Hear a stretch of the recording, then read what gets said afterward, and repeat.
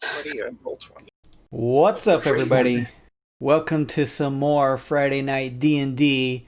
We are playing our 5th edition Spelljammer inspired mini campaign, Dark Frontier. This is session 12. I'm Jaso the DM, and who else is joining me on this beautiful COVID-infested Friday evening? Ooh. Hey everyone, I'm Bailey, and I play Neyts, the Lightfoot Halfling Circle of Wildfire Druid. Dap. Don't dab. Hey, I'm Luke, and I'm playing the Illithid Artificer.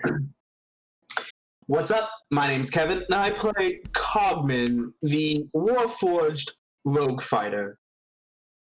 Kevin! My name's Slim, and I'll be playing the newly, awesomely upgraded, thanks to Miss Tasha, Rostin Shinjizuka, the pilot of the one, the only Thunderfall.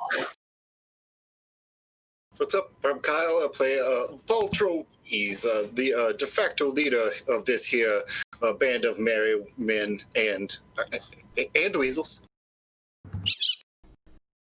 Oh no. Hi everybody, I'm Nick, and I am playing Ironhide, the Gift, Barbarian, Bosun, Captain, Pirate, Mayor, Umber Hulk Slayer, Skeleton Smashing, biggest statue of all time. You're my favorite. Thank you, everybody. Nick, are you Black Panther? I am in full Black Panther Oh, gear okay. right now, yeah. Okay. Nice. Thank you, everybody. I appreciate that. Welcome. What's up, Anna?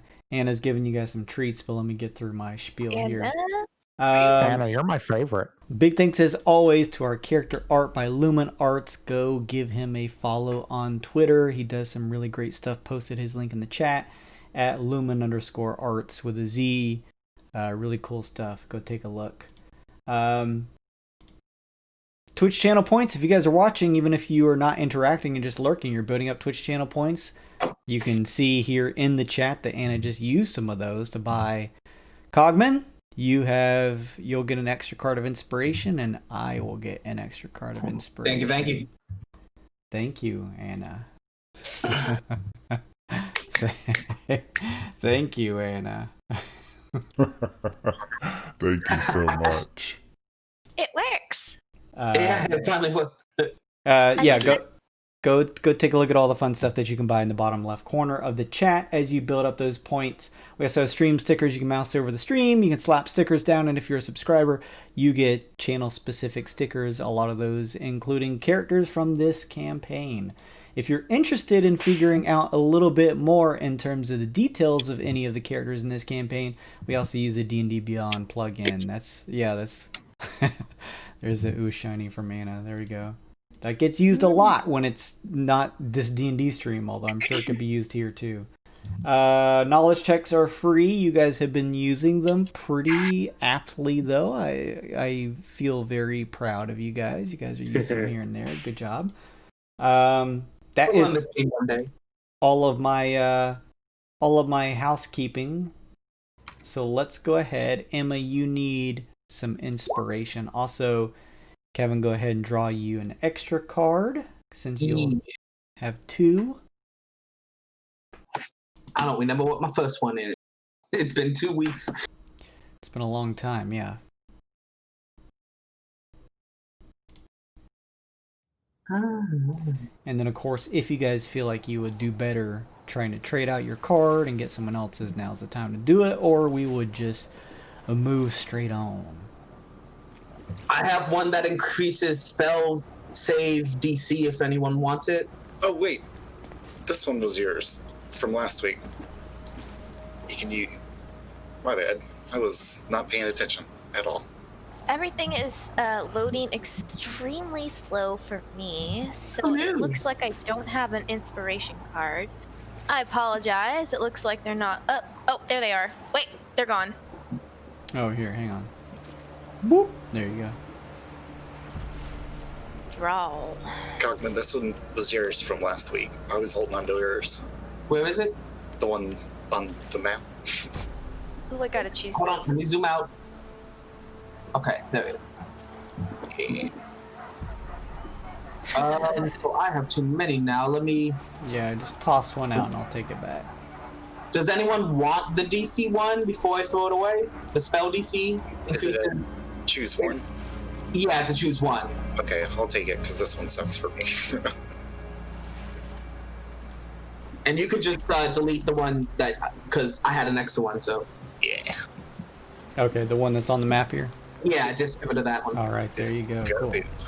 All right, with that done, it's time to go ahead and roll some die to see who wants to give the recap from last week / maybe a little bit more since Kevin has been out for a good amount of time here. Who did it last week? Me! Diplomatic immunity! No! Looks like you're up, Captain. Oh, you're on mute, Bailey, if you're trying to talk. Oh, I was trying to coax you into rolling. Nope, too late. The moment's gone. Come on, the bar is so low. Yeah, but I could always just limbo in right under it. Luke's the Limbo King. That's right. So, let's see. So it kind of freeze frames on Emma squeaking up at the guy in the jail, and it kind of, you get the little intro roll, and you say, "Now, I bet you're wondering how we got into this situation." And you see a flashback of Emma getting like all the 4 or 5 times like she was this close to getting caught last week. She fell down. What happened? She fell down a chimney. She fell down the stairs. What did you do in the jail cell that was really loud? Something happened, right? No. Okay, maybe I just remember that. Anyways, I think you're thinking of what Thunder did outside against the wall. I was making that's my right. way down the stairs, and Thunder was trying to buy me time, and the dwarf was like, "What the fuck's going on outside?" And he's going upstairs while I'm going downstairs, and that's where I left off in freeze frame. Right, and so. Let me go rewind the story a bit, and we rewind, and then you see Emma is a giant wolf, and a big old spooky light out on the distance. She turns around and says, "Barr."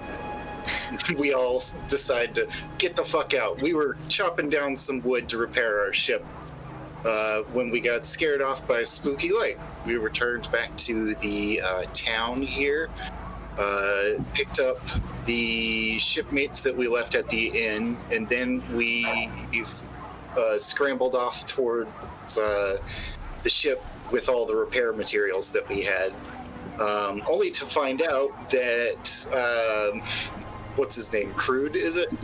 Mm-hmm. I always forget his name. Crude. This fucking guy. Crude handed over one of our shipmates to some people. He says that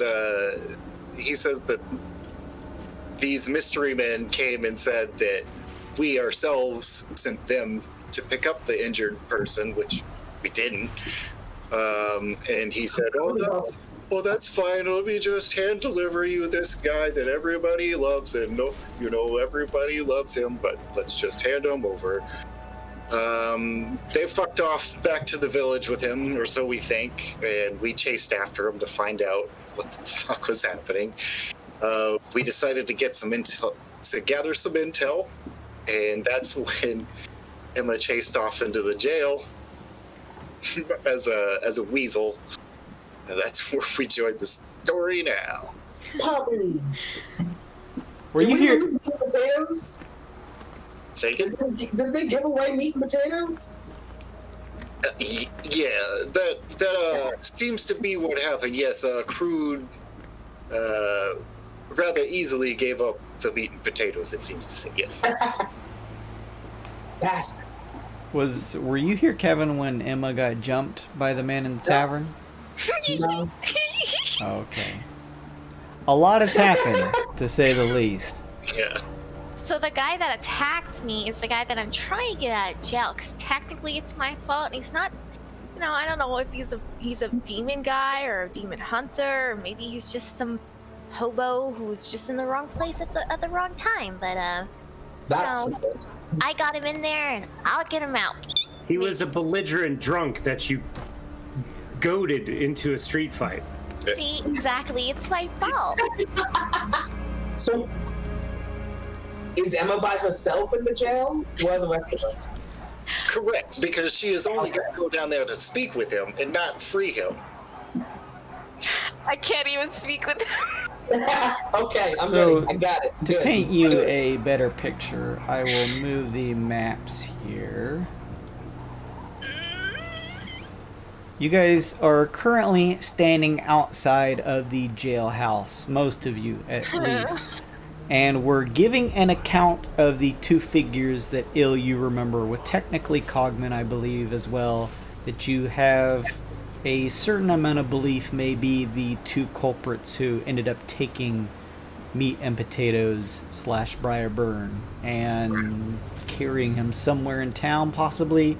So as you were giving a recount of their features to the town guard here, you guys also, was keeping a mental link with Emma, who is disguised as a weasel who is downstairs, or at least midway down the steps. She's already interacted with the, as Luke mentioned, belligerent drunk.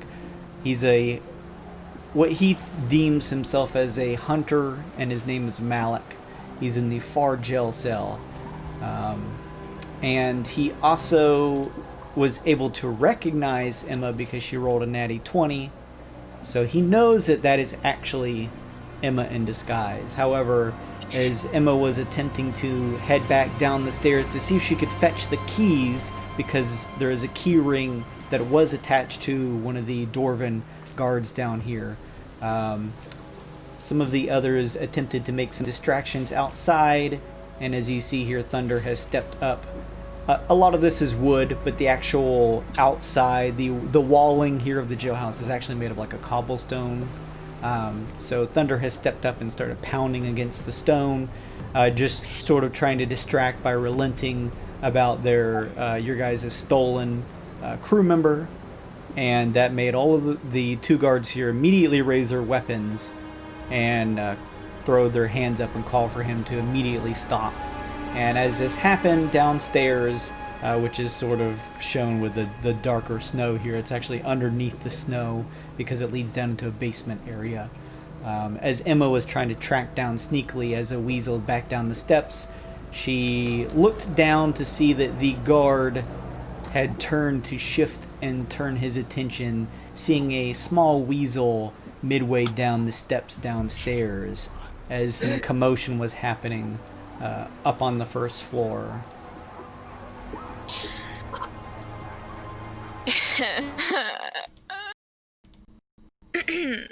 So, as this happens, Emma,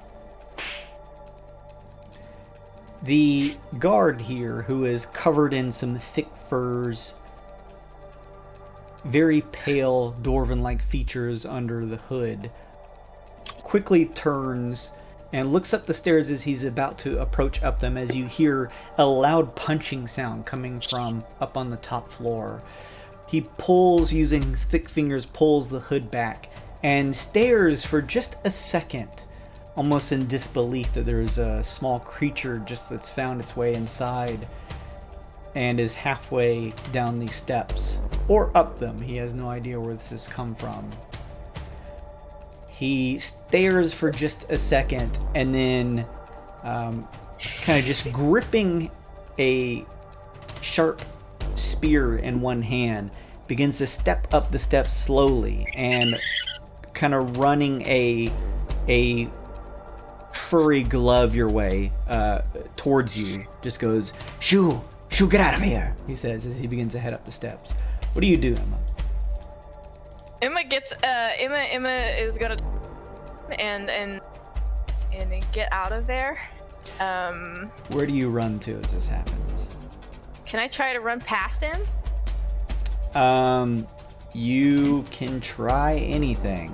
I would say that you'll need to make probably... Does he look like he's trying like to to shoo me up? Like, Yes. is he shooing me up? Okay, if he's From the shooing way me up, he's, you don't need to make a check. From the way he's moving, he's like trying to block your path and try to just shoo you back up the steps. can I climb up? Can I climb up the walls onto like the? Does a weevil have like a natural climb speed?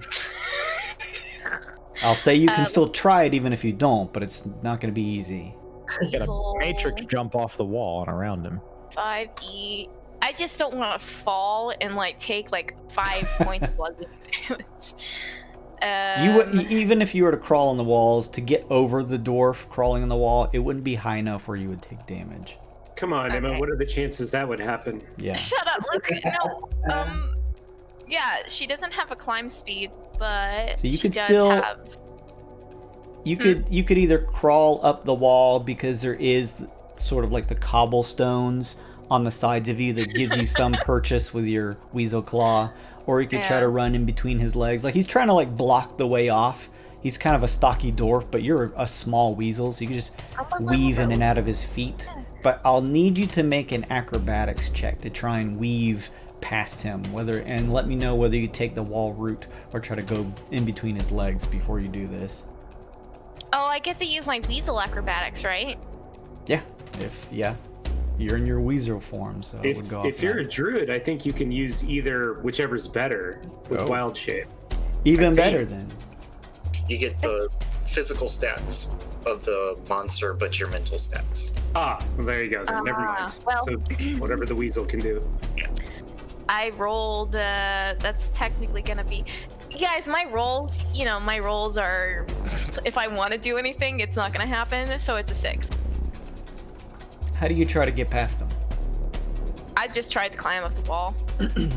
You begin frantically clawing at the wall and begin to pull yourself up some height, and then you feel a tight furred glove wrap around your long stomach as the guard here just pulls you tight. He kind of pulls you tight to his chest, but then immediately sort of like pulls you down, so he's kind of like afraid you may bite his face. Calm down, he says as he doesn't move. She plays dead. She's a dead weasel now. he holding you tight, not like squeezing you, just holding you tight so you don't try to weasel your way out of his hands, and holding his spear with his others, he begins to head up the steps. So the steps lead like literally up over here to the top of the stairs. As he steps out here, actually he's gonna come over here to the back first and crack the door open, and he's going to, kind of looking down at you, Emma, he sees that you're limp, and then just like gives you not like a mean toss, but just like a hefty toss of your body out into the snow. Okay. You kind of fly past a human guard who's sitting in a chair at a back going through some paperwork, who has put his paperwork down and is now watching. And you hear the jail guard look over to the dwarf and say, "Everything okay?" And you hear the jail watcher dwarf go, "I'm gonna check on it now." And then the door shuts behind him. As you plop into the snow nearby the steps here at the back porch area, the dwarf begins to head up towards the front. Meanwhile, the two guards on the outside here at the front area have their spears held up high, pointing them at you soundly. Thunder kind of held up in the air a bit, but raising another hand as if to stop you, as they've yelled stop and for you to immediately lower your hands. One of them says, "If you don't want to end up in one of those jail cells, lower your arms and step away." Oh, I initially thought we were closer, like the whole group was by the door. But yeah, last game I backed up a little bit and I put my hands up and I did the hey, no problem. I'm just upset. I'm just upset about everything that's going on. It's no problem. Sorry guys. I'm just gonna back up. Okay. He's just a boy. As you back up, you all see the door creak open here, and what looks to be a dwarven guard poke his head out and whisper to the Goliath jail guard, who is standing closer to the door. They whisper to one another and both give you guys a look. The other one, who is the human guard standing next to you guys, who is taking the notes for you, eyes you warily, Thunder, but lowers his spear again and looks down at his notes and then back up and says, well, I think I've got everything I need from you all. Is there anything else that you could share about the missing person? Or these two figures? I think we had said everything we were going to say to you.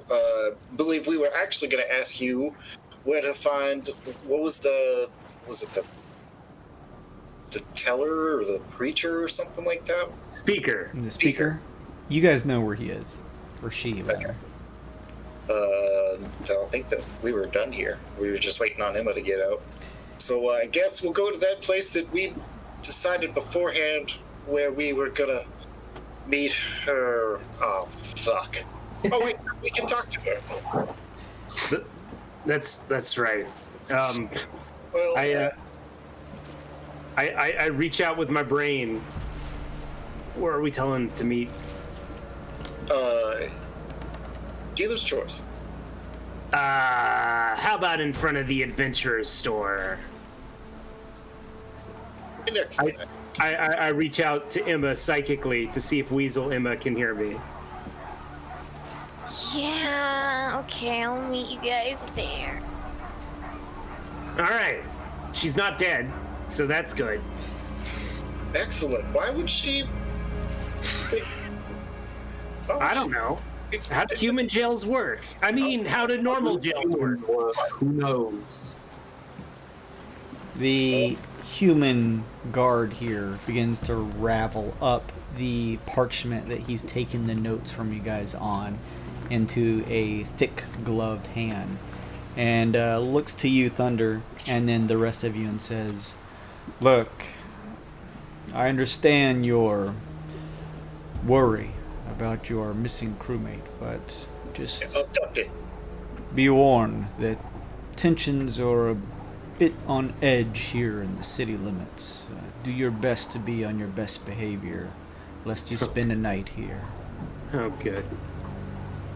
Or worse, he says. Yeah. No problem, sir. My apologies. Let me know if there's anything we can do to help. Hey, what do you think he meant when he said "or worse"? Well, I assume dead. See? I was right on the money then. And you questioned me. I'm confused by this conclusion. Let's go to the speaker! That sounds like a plan that we can action. Can I try one more thing?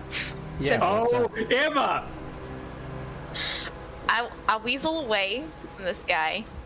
As you begin to turn the corner here and work your way back towards the front of the building, it is close to, like, pretty much adjacent to where you see a push-out area of the side of this wall here where you can tell the chimney is.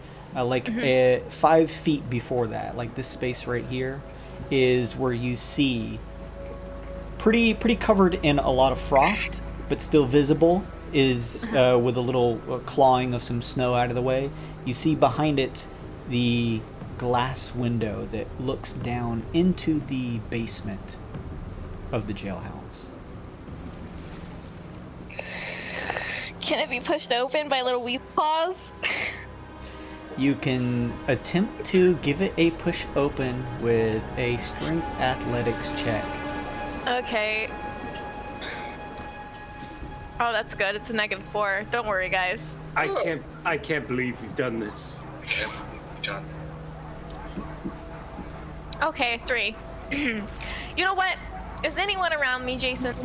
Do I see anyone here? As you move up and use your weasel paws to push, you hear the crack, and at first you have that sensation where your fur stands on end, but you realize it's just the ice that's like over top of the glass that's crackled a little bit. And as you pull your paws back, you notice that unfortunately the glass of the window of this window-like pane here has not pushed open for you. As you peer around, you know that there's a guard at the back on the porch. He knows that you've kind of been tossed out, but you get the sense that they probably just assumed that you're just a random animal that may have gotten into the jail cell, and you know that there's some guards up front, but no one's like looking at you right now. You're at the side of the jailhouse. So you can peer in. I'll say you can peer in, and as you can see here on the map, as you peer in, you're able to see not only the 3 prisoners, but also in the opposite corner as the light pierces into this area, giving you a bit of a view, although it's dark down in the basement. You can see at a candlelit desk that the jail watcher, this dwarf that kind of grabbed you up to toss you out, has now seated himself back in his seat. Oh, and you do see okay. a ring of keys on the desk at his table. Okie dokie. I will meet up with the group. All right. Oh, can I find, like, a pile of snow to jump in and jump? Yeah, we'll say that there's easily a spot here in town that you can kind of sneak off into, like an alleyway, and transform back into normal halfling ammo. It was Superman phone booth. It's just a pile of snow. Yeah. So how did it go? I'm What? alive. Hey, I gotta go look around too. I almost flew it a couple times, but I didn't. You made it out, and that was mission number 1. So I'm gonna count everything else a success. We gotta Well- get him out of the boat. We gotta get him out of there. We really gotta get him out of there. Why? I will reiterate why. Isn't he just in the drunk tank? And he is going to be out soon. Yeah, but they're gonna do something weird. Wow. Where'd you get that from? I mean, they were burning people just 'cause, I don't know, Oh, I don't that is remember. true. they burned That's how we people got these in the per. building. Yeah, that's how we got these peppers. It's made of people. But he's an outsider, and he also knows more about this stuff that we've been finding, so, I mean, yeah, he's a little crazy, but, like, aren't we all a little crazy, you know? Good point. Well, at this point, it's going to be a lot more difficult. We've made a bit of a ruckus there, and so they're on guard now. Yeah. Unless well, we want to bust our way in, I'm not sure how many other options we may have. Need to bust our way into anything, because what we've learned so far is that this place is very strange and they deal with people very harshly. We know that he is getting out. They have said as much. Now, if we know that he is actually in danger, I would love to help the man, but we do not know that he is in that danger. I struggle to find. I would have to side with Captain. Have we really had a chance to speak with the Wild Speaker much? We haven't spoken with him at all. Maybe we could ask for a pardon, say it was a misunderstanding or something. We might be able to get him out. They're going to let him out, though, from what we understand. that's it. We have to talk to the speaker and beg for his life. Let's go. Well, now I think you're right, and maybe rather than beg, we barter. If barter, yeah, you barter, I beg. Even better plan. Well, that we arrange his freedom or his safety by. Tears, lots and lots of tears. I don't know that that is as valuable in the cold north, but they have some sort of a problem with all of these. Oh god, with all of these monster types about. Maybe it's something that we can help with? Yeah. Ooh. I suppose we have time. We still gotta go check out that lake. Anyway, to the speaker. Who's speaking? Speaker. Okay, you guys begin to head down the main road that cuts almost directly from east to west of the Chillimere or Chillimere town here. I'm going to move your token down that way. You guys pass the burning pit and see that its construction is complete. A number of pyres have been set up the large, tall stakes sticking up out of the ground at their centers. You push past and find yourselves at a medium-sized cabin. On the front reads a wooden plaque that has Speaker Fearless Herder written on it. Okay. Well, boss, you first. Oh, yeah. Oh boy. All right. Well, Bill. You knock, I'll talk. No, wait. I'll knock, you talk. Okay? Don't start talking. No.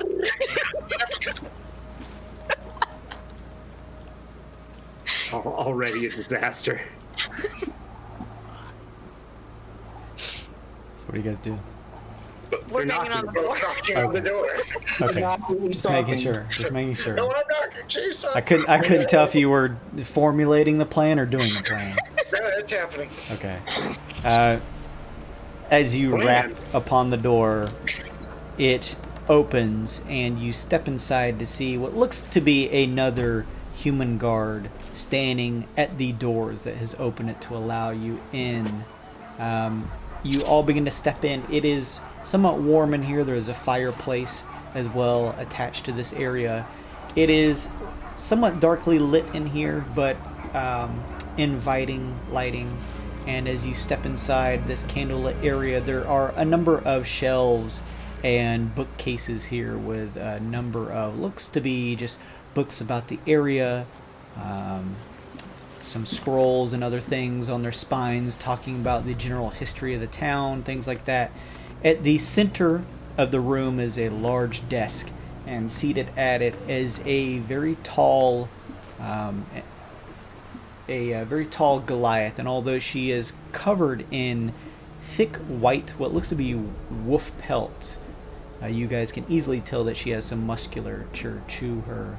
She also seems to have a number of swirly patterns of a white, sort of like face paint that is rubbed onto her face. She is pale, probably more pale than even some of the other Goliaths you may have interacted with in the past if you've seen them before. She looks up and, seeing you all begin to step inside, looks over at her guard and then back at you all and says, Welcome. What can I do for you? Madam Speaker, I presume? That is me, Fearless Herder. And you are? We are here to speak to you about some things. If that's all right, we've come. Okay, hold on, pause. Out of character. I don't know why I knew that we had to come to speak with her, but why did we come to speak with her? We're missing friends, and one of our we accidentally put a man in jail that doesn't need to be in jail. Right. Okay. I forgot that she might know something about it. About Briarburn. Okay. We've come. You see, we've been directed your way. One of our somebody who belongs to a caravan. I don't know if that's whatever. We're missing one of our travel companions, you see. And we've been told that maybe you'd be able to help us with that? She looks over to you all and begins to study and says, Are you traders? Are you... What is the ware that you sell? Are you mercenaries? What are you? Well, yes. Well, you see, we are traders, yes. We trade in what you might call, I guess, monster hunting. That's our trade. We're something of a formidable group, and we go around helping folk, mostly. We We're take trying. care of problems. I wouldn't have said it so Confidently, I know, but we should be confident, boss, because we're good at our job. He just Accurate. We do lots of stuff. We'll help hunt stuff down, and we help provide and trade wares. We all kind of have our own specialties. I kind of help fix things when they break, too. You see, our service is a multitude. That's why we just say trade. So it seems as though you dabble in both, then. Perhaps a more accurate term would be troubleshooters.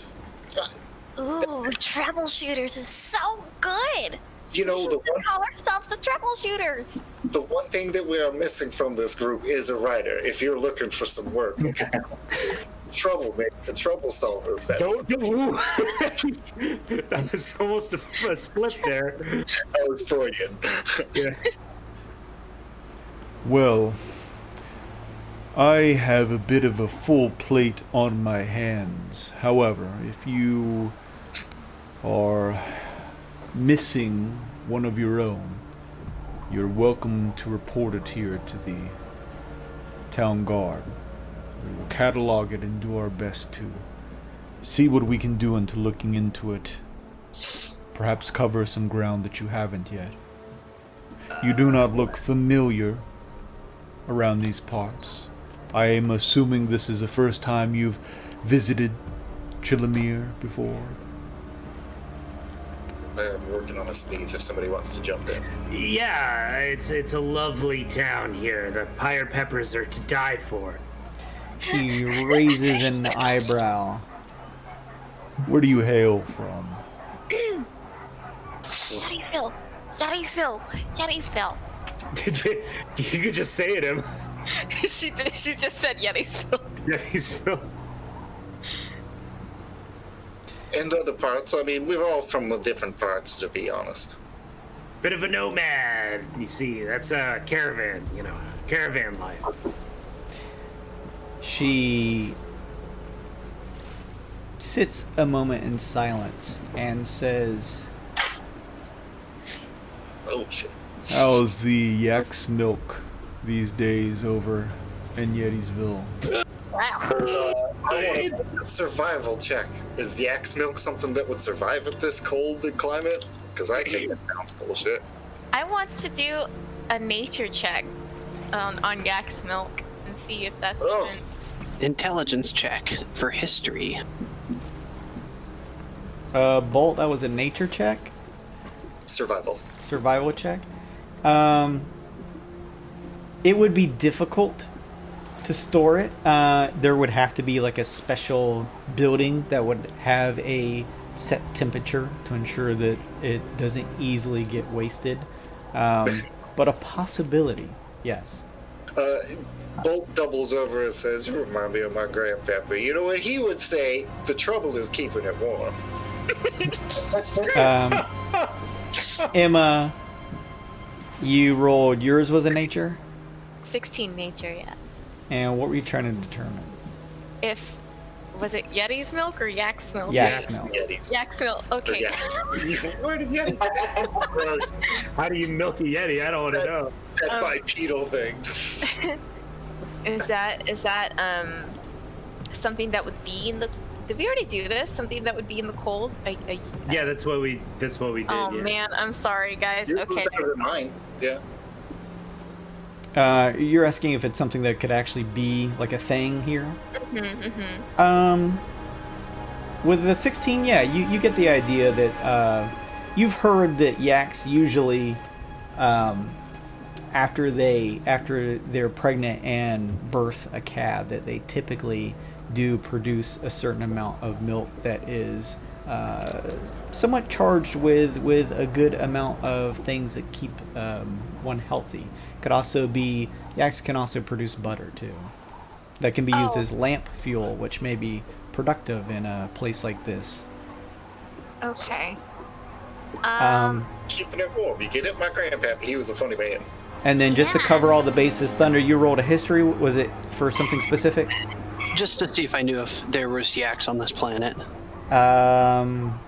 possible. You at least with your check would know that lots of yaks typically have a good amount of fat on them, as well as pretty thick fur that would likely, perhaps if there is some type of terrestrial cousin to them here on the planet, it probably evolved to survive in these temperatures.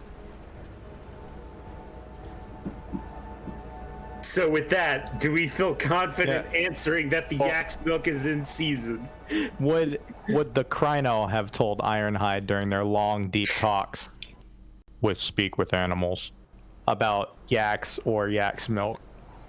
No, would not have. Okay. I miss my friend. Somebody say something cagey and non-committal. What? I did. You did? The grandpappy thing. Yeah. Oh, the grandpappy thing. Okay, yeah. Depends on how you take it. What did you say again, Bolt? You remind me of. I laughed like I had heard somebody say that before, and you remind me of my grandpappy. He said, "God damn it." Something about keeping it warm. I don't remember exactly. The trouble is keeping it warm. The trick is. Yeah. Miss the good old days where you can just eat the yak butter, the whole stick of it. Keeps you warm. She looks over to one of the guards standing at the door and asks him to leave for just a few moments so she can speak with you guys privately. Whoa. He opens the door. You hear the creaking of wood as he steps outside and closes it behind him. With only you all now and this tall, musculature Goliath woman sitting in her chair, the speaker studies you all and says, If you are seeking my favor, then I want to know exactly who you are. Can I I insight want check? the truth. mm-hmm. Sorry, I didn't mean to interrupt. That's okay. I'll give you advantage of that. Okay, does she look like she knows, like, we're off-worlders, pretty much? Inside check. 17. It definitely looks like she is studying your eccentric makeup and does not seem to particularly believe what you're telling her about the yak's milk. It is appearing as though, from your insight check and her body language, that she is seeing through your ruse. Okay, lady, you're super cool, so hear us out. We are travelers, right? And we have crashed our caravan, and we have lost our friends, and we are here trying to help. So we're just a little lost. When you say help, what do you mean exactly? Help getting our friends back, help getting us back on the road. And you know what? We can help you with your problems too, because it looks like you guys are having a problem around the town here. Probably related to our missing friends. Before you had this issue with your missing crewmates, what was your mission here? To get repair supplies and get the first out. To repair our caravan, truly. Yeah.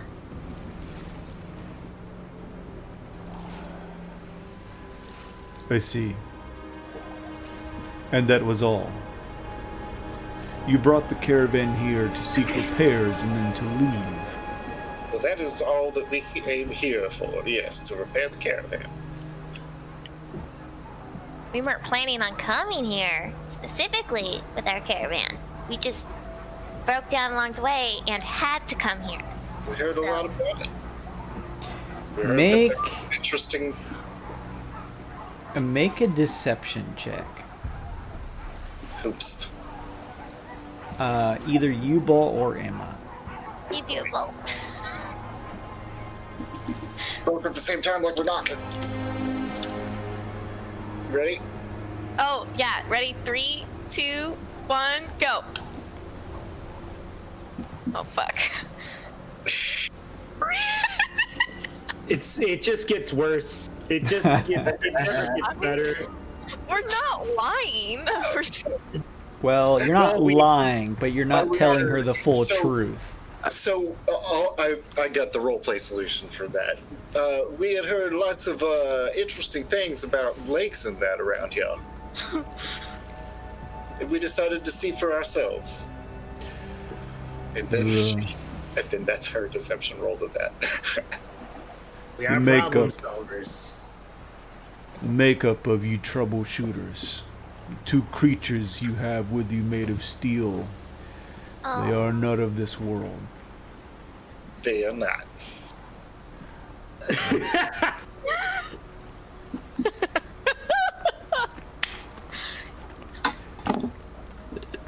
Thunder's gonna raise his hand and just kind of like nod his head down and say, "My apologies, ma'am." We all made the mistake. It's all right. Well then, if you are seeking to find your friend, then we can take some information from you. My guards will do their best to look into this matter. You It is. seem to be looking to lend a hand. Yes. It is a truth where we are from that whence helps wants helps. What? Of course, we will offer help when help is provided, and vice versa. Of course. You scratch our back and we'll scratch yours. Now that is a short, pithy way of saying that. We are problem solvers. Fixer, like you said. You have arrived at an interesting time. How come? There are things happening within these city walls that makes us a bit untrustful of those we are not familiar with. We'll Couldn't need tell. some way to be able to know that I can trust you all, should I wish to humor this back scratching you speak of. Well, how do you want us to do that? I will offer you a job. A job. If you carry out this job successfully and return with the information that I seek, then we can speak about the things that you wish to have in return. You mentioned a missing crewmate, but what other things were you looking to seek? Let's get our friend out of jail. Well, he's like gonna quit. Listen, This little gremlin here got attacked by somebody in the bar, and now he's in jail. But it was a Yeah. misunderstanding. it was totally misunderstanding. We're seeking to right or wrong, you see. It's rough around the edges, but lots of people are around here. Who was this person? My good new friend, Malik. Who? His name's Malik. No, I was imagining she just starts spraying coffee all over the place. She leans back. You hear the creak of her chair. There's a large tankard next to her that she takes a swig from. You can hear her gulping. She lowers it back down and looks to you all.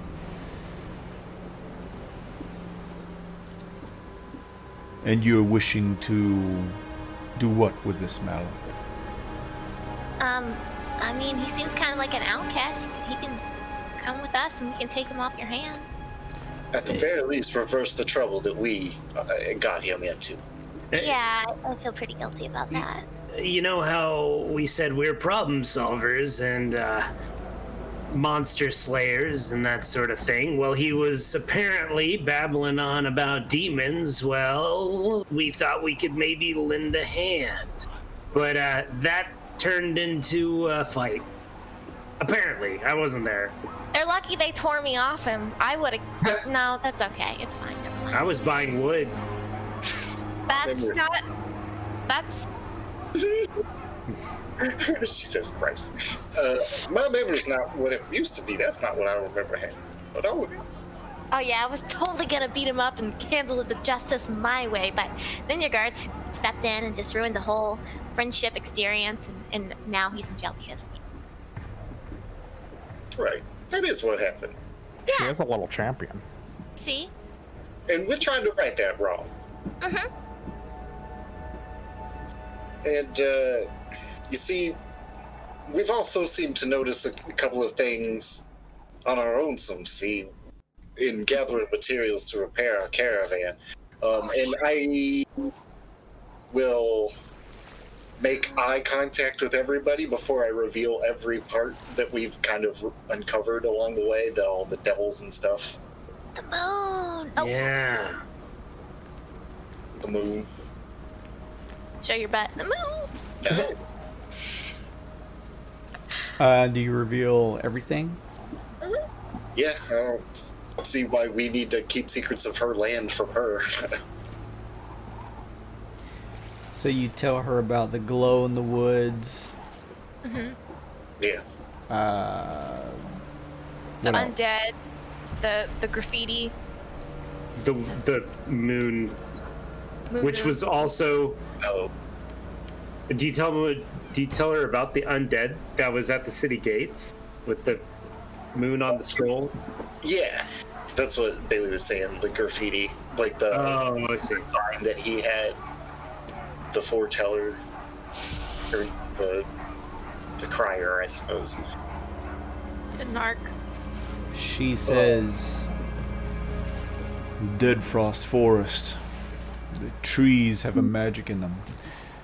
It is on the rare occasion possible that someone who cannot find their way out there, who succumbs to the cold, the roots tie in with their corpses and they are brought back to an unlife, but an unintelligible one. This other undead you speak of does not seem familiar to me. It speaks of a certain intelligence that the ones from Dead Frost would not have, and the number you speak of from Dead Frost seems alarming. We've never had that many at once. It was quite a lot, yes. I sent a missive. It was a loud bat. I don't know that he got here or not, but... I was assuming, after what you have just relayed to me, that this message that my town guard received has now been from you, so you were the ones to warn me all along. Correct, yes. And the spell, at least, it is exactly my voice. The bat just kind of like hinges open and projects my voice is how that spell works. Okay.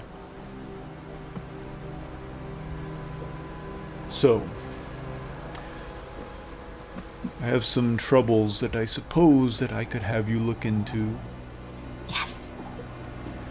I need you to do something for me first. Okay. We have had some disappearances here. No. There was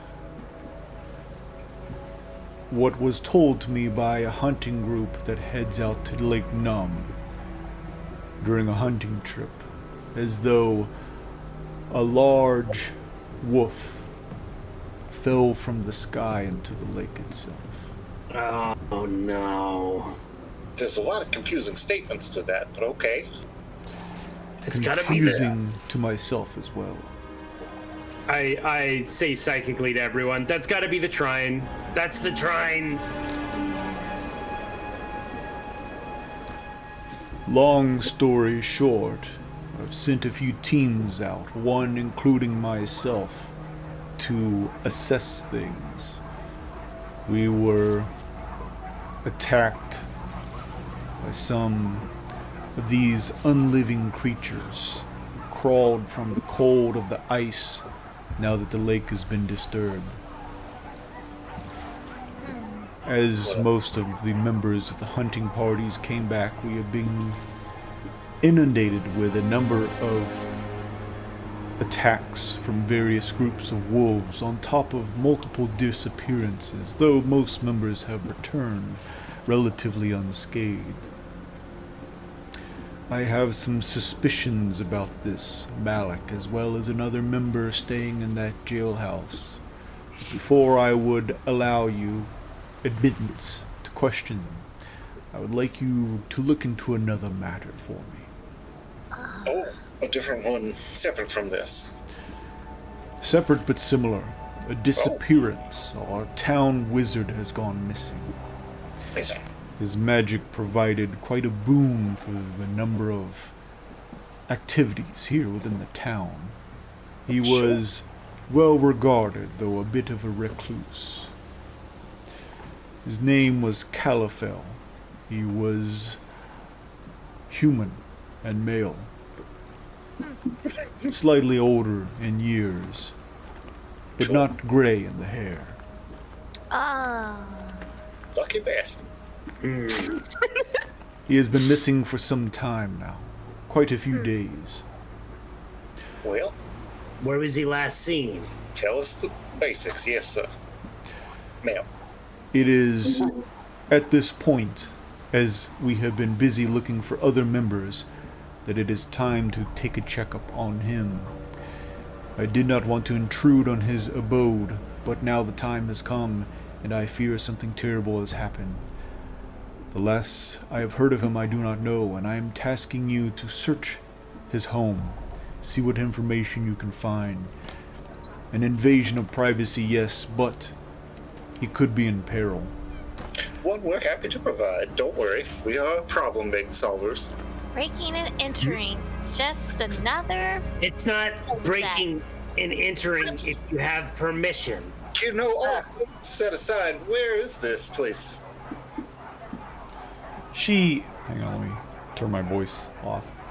She points it out on like a town map that she has against the wall. She steps up to it and points it out.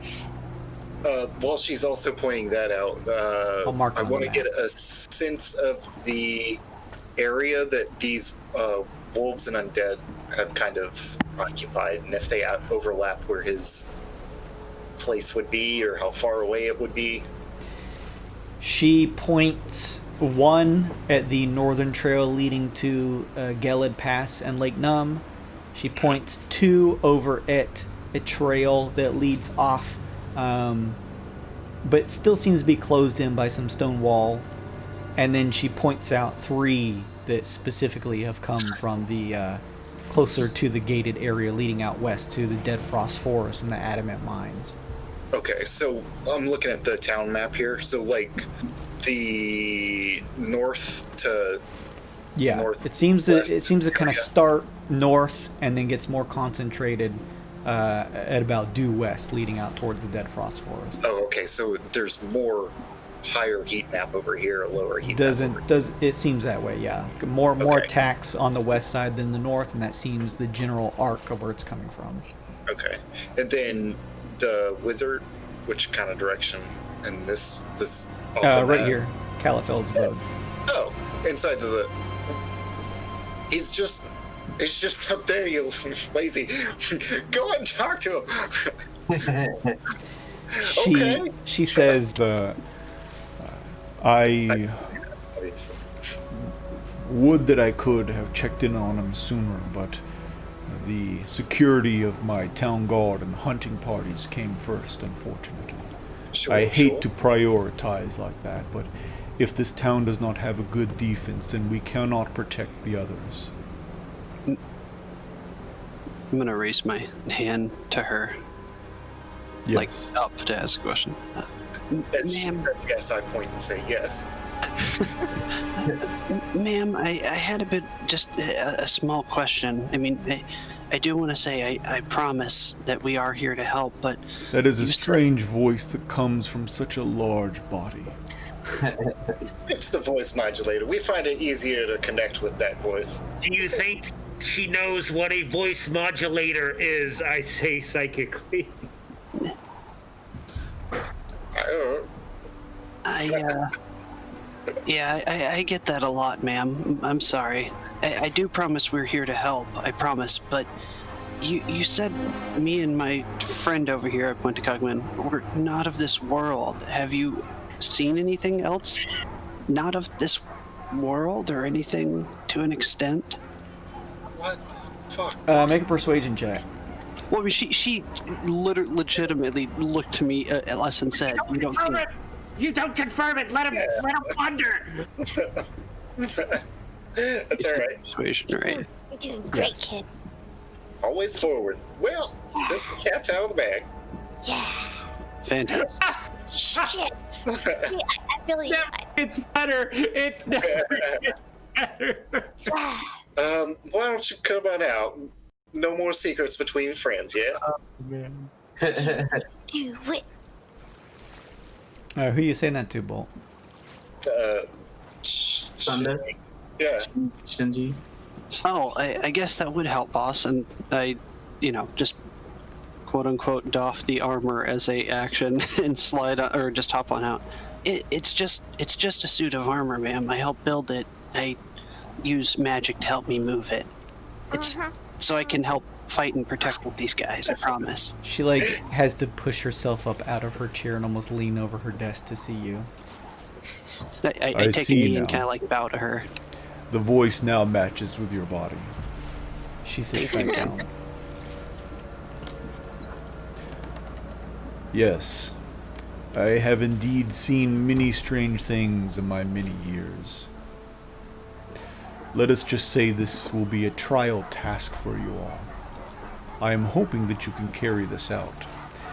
Califel may not have served in the town guard, nor did he ever truly lend a hand to the town's defenses, but as I said, his magical prowess was second to none that I've known for decades. His help within the town and other matters unmatched. Perhaps part of the reason I did not check on him was because of his abilities.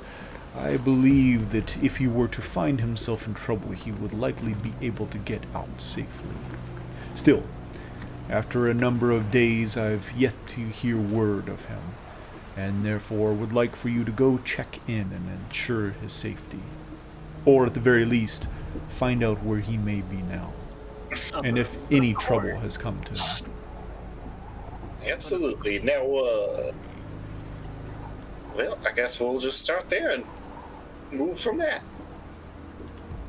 These obsessive intellectual types, he points over his shoulder at Thunder. They're one of a kind. There's lots of them, but they're one of a kind. I will relate to your wizard. alert one of my guardsmen to accompany you to the house. There you will be free to find out what you can within, and then report to him once you have exited. Then you will come back to me and share your findings. Yes, ma'am. I promise we won't try to make too much of a ruckus or just cause too much of a stir in your town. Sorry for the trouble. You better not. We will not. All right, let's get down to a little B&E. Yes, well, B&E. great. I'm entering. Oh, right in the entry. Yeah, So B&E. Bacon and eggs. Let's go. It's See, that's what actually gonna be a search and seizure, so I think we'll be okay. Search and seizure. She sits back down in her chair and gives out a call, and the door opens, and the town guard steps back in and holds it open for you as a number of snowflakes kind of pelt him, and a cold breeze enters the room as you guys step back outside if you're ready to. All right. This is good. I want to check out this wizard's fucking house, right? I am interested, yes. That's Shall the job. All right. Well, if you guys are ready or want to do anything else, you guys have the town token. Move it where you may. we're gonna go to the Caliphate. Doodle-doodle-doo-doo-doo. Inspector us. As you are working your way up the incline a little bit that heads up to a higher ascended portion of the town where most of the homes are settled up here.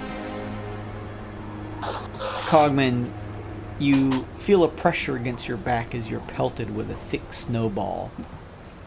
As you turn back to look, you see two dwarven children look and stare on, their eyes a bit widened. One of them says, "Sorry, sir." Fuck them up. No mercy. No fucking mercy. You grab some. Here, I'll get it for you.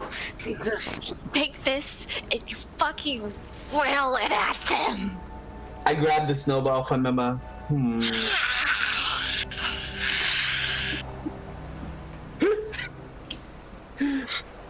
I kind of lazily throw it back at them, not hard or anything. Make an attack roll. This is war. What are you doing?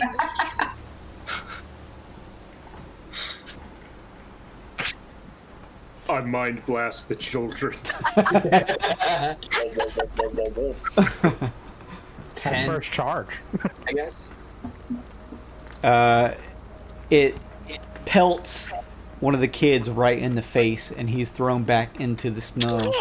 The other one stares in disbelief and yells, "Oh shit!" and he starts running. The other one quickly clambers up, switching back onto all fours, and pulls himself back up and kind of brushing snow out of his face. They both kind of run, taking off in between some of the homes. Be careful. Oh no. Look at Paul. I just told her we were gonna be nice and not destroy anything or mess up the town. We're Look. playing games. Yeah, we were just having fun. They started it. Entertaining the young Dominated. ones. I think that's the house we're looking for. You guys continue through the streets. It's somewhat quiet up here. There's a cold chill in the air. The pyre peppers have run out for both you, Emma, and Bolt, and you can kind of feel the chill. You're relatively warmed underneath your furs, and you reach the front of Califel's house. There doesn't seem to be too much life in this area. It seems like either most are on maybe some type of sleeping shift, or perhaps they are out doing business or hunting. But you do find yourselves to Califel's abode here. It's a medium-sized lodge here, and seems to only have one front entrance with some steps that lead up to a very small porch and the front door. There's also some windows at the sides, so you guys approach the front steps. What do you do? A town guard is along with you. Cogman, he didn't really react as you tossed this snowball back at the kids. He's there. And he just kind of like takes his place. He doesn't like follow you guys super closely or anything. He just watches as you guys make your way to the abode, and is keeping a decent distance, like 20-25 feet away from you. Just kind of, it's almost like he's mixing, just making sure to walk you guys over here, as well as maybe doing a little bit of a patrol himself. So you can see him in the background, but he's not like staring at you like a hawk or anything. He's just escorting you over here. Okay. Is it locked? Knock, knock. Open. Try to open door. Well, yeah, I was gonna say, all right, team. Well, I think that maybe we should make one loop around the perimeter and then somebody going in inside. I'll make the loop around outside. Who wants to go in? I'm breaching clear. I'll go in. Oh. I want to break it in here. Oh. Right. I also probably would like somebody to come with me just in case. I'll come with you, boss. Oh, excellent. Yeah, I'm not walking around any stupid house when I could get my mitts on all sorts of magical goodies. Hey, Bill. I thought this was a search and seizure. Hey, Bill. Keep your eyes open, all right, bud? All right. It's just a single eye. It's the one eye, but Oh, sure. Well, keep it open. okay. That means, like, Kate, you got it. You understand. I don't have depth perception. I don't understand why I say these things to you. I'll Oh. watch it back and grab whatever. That's why your gun doesn't hit that often. Yeah. All right, we're going this way. He starts reaching. They told me it was a bad idea. So who's going where and who does what first? Indoor squad. Indoor. Door. Breaching. Who is attempting to open the door? Oh, I tell the guard he should unlock the door for us. if you please. The guard says, we don't keep keys for each individual.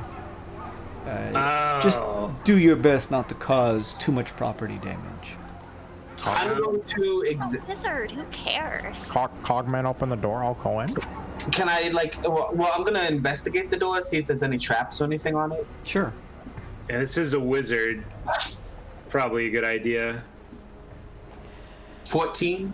With a 14 investigation, just from the way that this door is set up with your investigation check, you feel like because of its make and just getting the runaround in your mechanical mind that this is a wizard, there is likely something placed on this door, perhaps as a security measure. No! Hold on. Check if it, who can? I was gonna say, who can check if it's magical? Because I have. I can disarm. Yo, I got it. Il closes his one eye and he opens it again, and it starts glowing blue. And I will cast Detect Magic. What's the radius on that? That radius, my friends, is, I think it's 10 feet, but let me double check. Oh, I can cast this as a ritual, so I'll do that. I'll ritual cast. I'll dig into my Dirty Squid magazines and I'll read through them for 10 minutes. And all right, I'm ready now, and I'll cast it. It is 30 feet. Oh, nice. Yeah. Let's see here. Faint aura around any visible creature or object in the area that bears magic. You learn the school that it's from. Okay. So, as you do this, there is a second layer of your perception that opens up, and in front of you, you sense an aura around the door. Yep. Of some type of illusion magic. Illusion. There is also some spotted areas coming from inside the home, too. Something on the floor, and then another spot on the shelves. Or somewhere inside, rather. Not. They're on the... Go ahead. What about the windows? Nothing from the windows. Il takes a rock and chucks it through one of the windows. You hear the sound of crackling glass as you just toss one right through the window. And I look back to the guard and say, "Door's booby-trapped." Mr. Hill, do you see anything on the door? Yeah, it's booby-trapped. I'd like to cast Identify. I mean, you could, but I already got the window, so, I mean, that's your prerogative. You cast Identify. Choose one object that you must touch throughout the casting of this spell. So you're going to go up to the door and give it a touch? Trying to identify the magic? I mean, not the handle, but the door itself, yes. Sure. You step up and touch the door. You feel a sensation running through your finger. A perception that seems alien to most, but filters through your finger. And a font of knowledge enters your mind, and you get the sensation that this door is indeed a magic-imbued object using the spell of Magic Mouth. Oh. Magic Shit. Mouth. After Emma crawls through the window like a gremlin, I will carefully step through the window and start putting it back together with mending. Given that it is a Magic Mouth spell. Yeah, you guys kick through some other pieces of sharp glass so that you don't cut yourselves, and Emma, you slip through the window with Ill's help, and then Ill, you kind of throw one leg over the other and shift inside.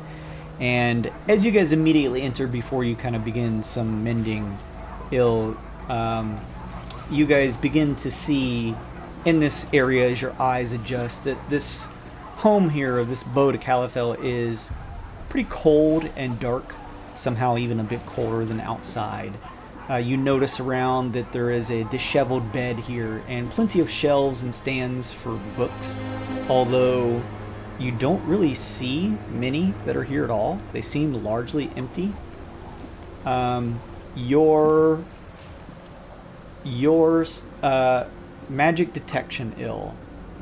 Yeah. You get the sensation from your aura here that there seems to be some spotted areas here that have a faint aura of magic around them. There seems to be some that are coming from what looks to be like not on the shelves, but an actual area that seems to be glowing like in between two of the wooden shelves, almost as if something was pushed in between them. I'll wait to check that out once everybody's in here. And then you also see a faint glow of a magical aura around a very large polar bear pelt rug with the head of a polar bear that is at the center of the room here, probably about like 10 feet away from you guys. Okay, well, don't step on that rug. I'll wait till everyone's in here before I start rooting around in the shelves. Sure. So you guys watch as Emma and Il crawl through the window, and Il, you see this and then begin mending, and you kind of watch as the glass begins almost like growing like ice as you're casting mending to fix the large puncture. You kind of kick with your boot some of the glass shards out of the way so no one steps on it. Good as new. Rock. What do the rest of you guys outside do? I'm gonna open the door for them. Okay, you step over to the front door and open the door from the inside. The door breach, go. swings open, and you do see, Emma, that it was locked, and you unlock it and open the door. The creak of wood happens to all of the rest of you outside, and you see Emma standing there. And inside, as your eyes adjust, you can see the same thing as I mentioned before. A cold and dark home that seems pretty empty. We'll step in. Is it just one floor? One floor. As you peer around, you see everything I mentioned before. It seems largely almost like a studio type of nature. The bed here is in this large one bedroom type of deal. There is a separate area, separate room, separated off by a wooden wall, and as you peer in, you see a kitchen area here that looks like it hasn't been clean for like half a month. And you do see what looks to be a couple pieces of like hanging vegetables and stuff, but they look like they are well out of date. Is there anywhere like that looks like a place where he might have done work, like with scraps of paper, like a desk or a table or anything like that? As you look around, you don't have to make a perception check for stuff like this because it's pretty easy to spot. You step back into the large room that has his bed and everything else that I mentioned, so a good number of empty shelves here. You do notice off to one corner, kind of like adjacent on the opposite side of the wall to the bed, there is a writing desk, although it looks empty from where you're standing. Well, I'd like to go make sure it's empty. Sure, you can go make a check if you'd like. Investigation again, or yeah, that works perfect.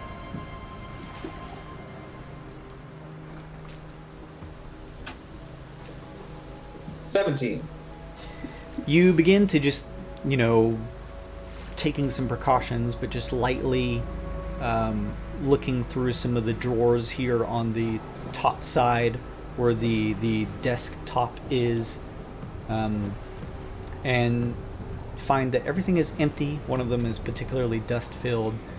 You keep pulling open drawers and find nothing of note until you open one of the very bottom drawers on the right-hand side, and you find a crumpled note that seems to be accompanied by a single long bone that goes from a knuckled end to a sharp one in the other side.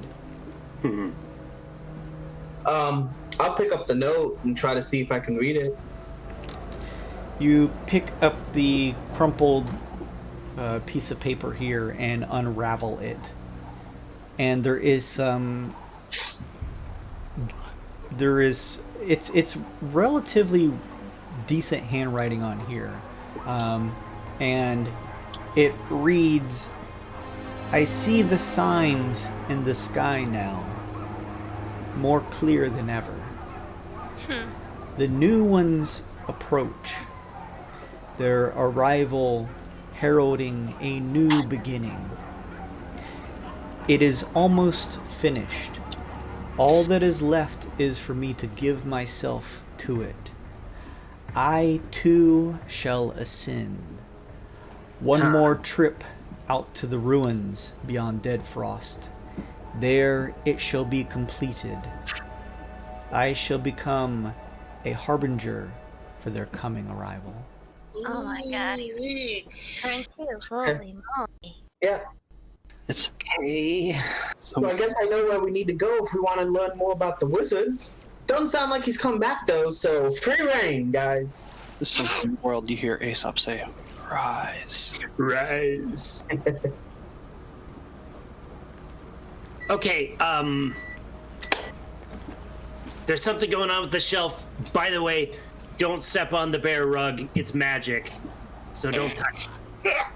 There's a bone down here in this drawer also. I don't know if that interests anybody else, but... A bone? Just like a single bone? I'll pick it up and show it to Il. Is it magic, Jason? Your auras do not seem to surround this bone. Whoa! Look at the magic on that one. You better keep it close, Cogman. What with it, give it to me. I want a magical bow. Yeah. That's a good luck charm. I toss it to Emma. Yeah. I ask, you said there's something on the shelf, right? Yeah, something between the shelves specifically. Also, don't step on the polar bear. I'm gonna put my hand towards the shelf and guide my hand looking at him, trying to, hot cold when I stop over it. Should I do some sort of check on that, Jason? I'll stand over there next to it with him. If you have it on, you get the... there's nothing stopping you from having... you don't need to make a check. Your aura can sense as he lowers his hand, a little bit below waist area where the sensation is percolating of this magical orb in between these two shelves. Okay, I guide his hand there then. As you... Thunder kind of just use your armor to pull one of these shelves away from the other. The sound of shifting wood groaning underneath as you kind of pull it away. Out in between the two shelves, kind of falling down to the bottom of the floor, looks to be two unraveled pieces of spell scrolls. As you pick them up to look at them, they seem to be of some age, but are still usable. There is one that reads of Hex, and one of Locate Creature. Oh, Locate Creature? That's our prayers are answered. We can use this to find the one guy that's part of our crew. I never bothered to learn his name, but the one that got stolen. The burned one. Fireburn? Fireburn, yeah. Fireburn. No, you remember because he was on fire? That was his name. Oh, okay, yeah. I'll hand that one to him and say, do you think I'd be able to cast this one? Hex? How does this work in your campaign, Jason? Can creatures that normally can't cast the spell use them to cast, or... Is the official rules, do you have to know the spell to cast it from a spell scroll? I don't remember. Somebody told me that, but I couldn't find a rule on it either way. Do you just let people use spell scrolls? To use a spell scroll? No, you have to be capable of knowing the spell, I think. It just has to be a class spell. I think so. How do you rule in your game? I just say anybody can use it, because just use it. It's consumable. Yeah. I could have swore I've read and ripped scrolls before. Here we go. If the spell is on your class's spell list, you can read the scroll and cast it. Okay. So the official rule is it has to be on your class's spell list. So a warlock would be able to do Hex, but I don't think anybody here is a warlock. Nope. So we could sell that shit. I'll go by official rules for now. Yeah, but locate creature. That's good. It says if the spell is on your class's spell list, comma, you can read the scroll and cast its spell without providing any material components. Otherwise, the scroll is unintelligible. Unintelligible. Yeah, that means you can't read it. Okay. I'll just hand it back to him then. All right. Well, I'll hold on to that and sell it when we need to. Oh, wait, Emma, can you or Bolt? It's Bolt, do you know how to hack? warlock only. It's warlock only. Yeah, we need one of them devil worshippers. Wait, a warlock? From all that crazy stuff he said, could I take an intelligence check to see if I connect the dots? What dots are you trying to connect? Maybe that he's using warlock magic to some, like, patron or something? You can give me, like, an investigation check. Alright, let me check. Stuff. Sure. I'm not good at that. Sorry. Or I'd help. 21. Didn't.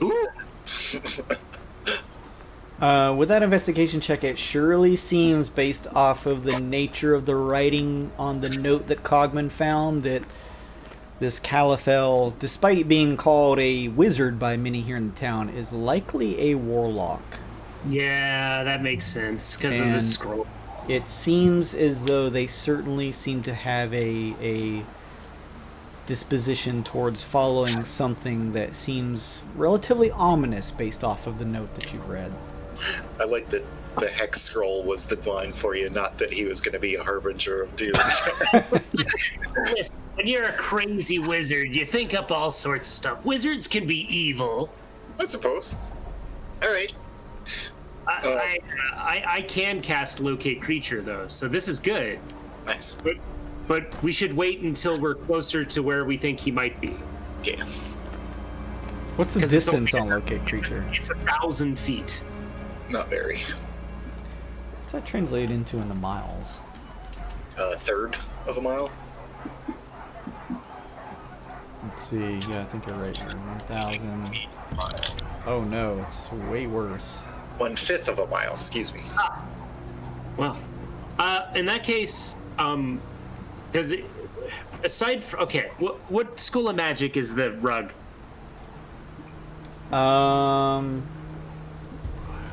Hang on just a second. Seductive. Mm-hmm. Love magic. You get the sense that whatever is this aura coming that is emanating off the rug is likely transmutation magic. Transmutation. So, I don't know. Maybe it's like maybe it's a trap. Maybe he transforms something into a rug to hide something under it. I don't know. Can I take an investigation check to see if there's any like hidden rooms or anything? Sure. You could do like a general investigation to just kind of like clear through the rest of the house if you want. Okay. Yeah. Hold on. You have that D6. I still do. I haven't rolled it yet. Yeah. I was just reminding you. Well, I had a bunch of tabs open. Sorry. It's Investigation. Okay. You and me both. Oh, you know what? Just to be double thorough, because it only lasts 10 minutes. The bardic. Yeah. Oh. That's a 21 on the investigation. Nice. Good inspiration. The majority of the house seems pretty unremarkable, although it is interesting that it seems as though it was almost cleared out intentionally, as if Califel was either planning to go somewhere else. Either way, you get the feeling that they did not plan to return here anytime soon. Where they would have taken their belongings, you're unsure. However, you do find, as you're just peering around, beyond the polar bear skin rug that kind of sits at the edge of the tattered bed here, that underneath the bed you find another crumpled parchment, and as you kind of grab at it and unfurl it, you see, similar to the symbol that was carved into the tree out in Dead Frost, there is another symbol of what appears to be a moon-like symbol. Oh boy. Okay, well, that's an unfortunate connection. Did the note that Cogman found mention a moon? Yeah, well, it said they were coming from the sky. Yeah. Not specifically the moon, I don't It didn't. think. Yeah, he's right. It didn't mention the sky. That wizard came from the moon. Did you guys want me to spell magic that bear rug or anything? Say again? She could dispel magic on the rug. Oh, okay. Need that specifically? Yeah. Kaboom! Who's the wizard now, biatch? Spell magic. Cast Let me- dispel magic. Yeah, let's see. There we go. Let's cast this bad boy. Okay. Any spell of 3rd level or lower on the target ends. For each spell of 4th level or higher, make an ability check using my spellcasting ability. The DC equals 10 plus spells level. All right, hang on just a second. What's your DC for that? Oh, 10 plus the spell's level. Unless So- it's 3. 13. All right, you cast dispel magic towards the rug, Emma. You watch, waiting for the aura to dissipate around it, but it doesn't. Shit.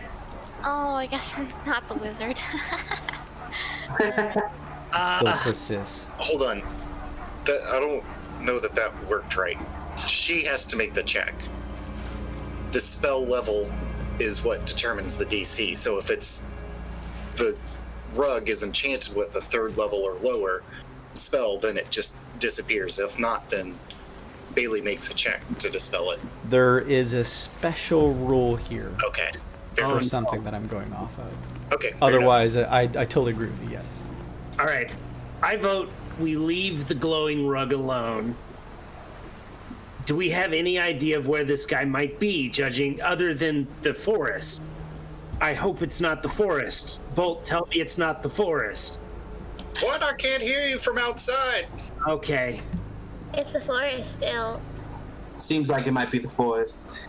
Or past the forest. All right. Well, According to the note. I'll bet we have to go back to that spooky forest. okay. Let's just take this info back to the speaker. Okay. It's the best we got for now. It's true. Yep.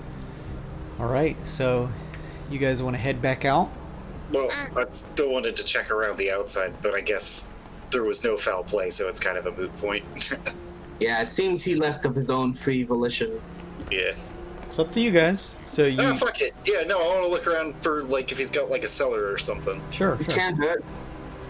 So just a simple walk around. I don't know that I need to make a check to spot cellar door. Yeah, but I will. if you're not like trying to dig through the snow or anything, you walk around the house and do not see any clear visible set of double doors at the base of the snow or anything anywhere in the house. Doesn't seem like to be anything out of place other than what you've already ventured into inside. Bolt stomps through the door after a while and says, "I've made an important discovery. It's cold as shit outside. What did you guys find out?" Oh yeah, this guy's in league with the moon thing. Yeah. Looks Whoa. like he's trying to help whatever is coming from the sky. Well, excellent. He's Well, gonna ascend. he's gonna what? He's gonna ascend. Ascend? Oh, God. Well, he could either be in the middle of the forest, or he could have gone to the place where something fell from the sky. If he's a harbinger for whatever fell, I bet you he would go to meet it. It seems like that's where he was heading, out past the Dead Frost Forest, Well, see, into the snow. and it's an interesting thing. Maybe we should discuss this before we go and speak to the speaker. Now, it seems to be that a mass of these undead are coming out from the west. Do we know what's out that way? He says, out of in character, but in character, that's where the forests are. The forest and the mines. The Dead Frost Forest, the Adamant Mines, the adventure and supply merchant talked to you guys about, where they mine the ores to create the adamant armor that stops crit hits. Which is like a little past. It's like a little further west from the Dead Frost Forest. And then, as you guys found out, that it seems as though somewhere within Dead Frost there is some type of ruins or fort-like area. Inside of the Dead Frost, okay. Likely. So it's confusing that there seems to be so much activity in that direction when we knew that they came down on the lake.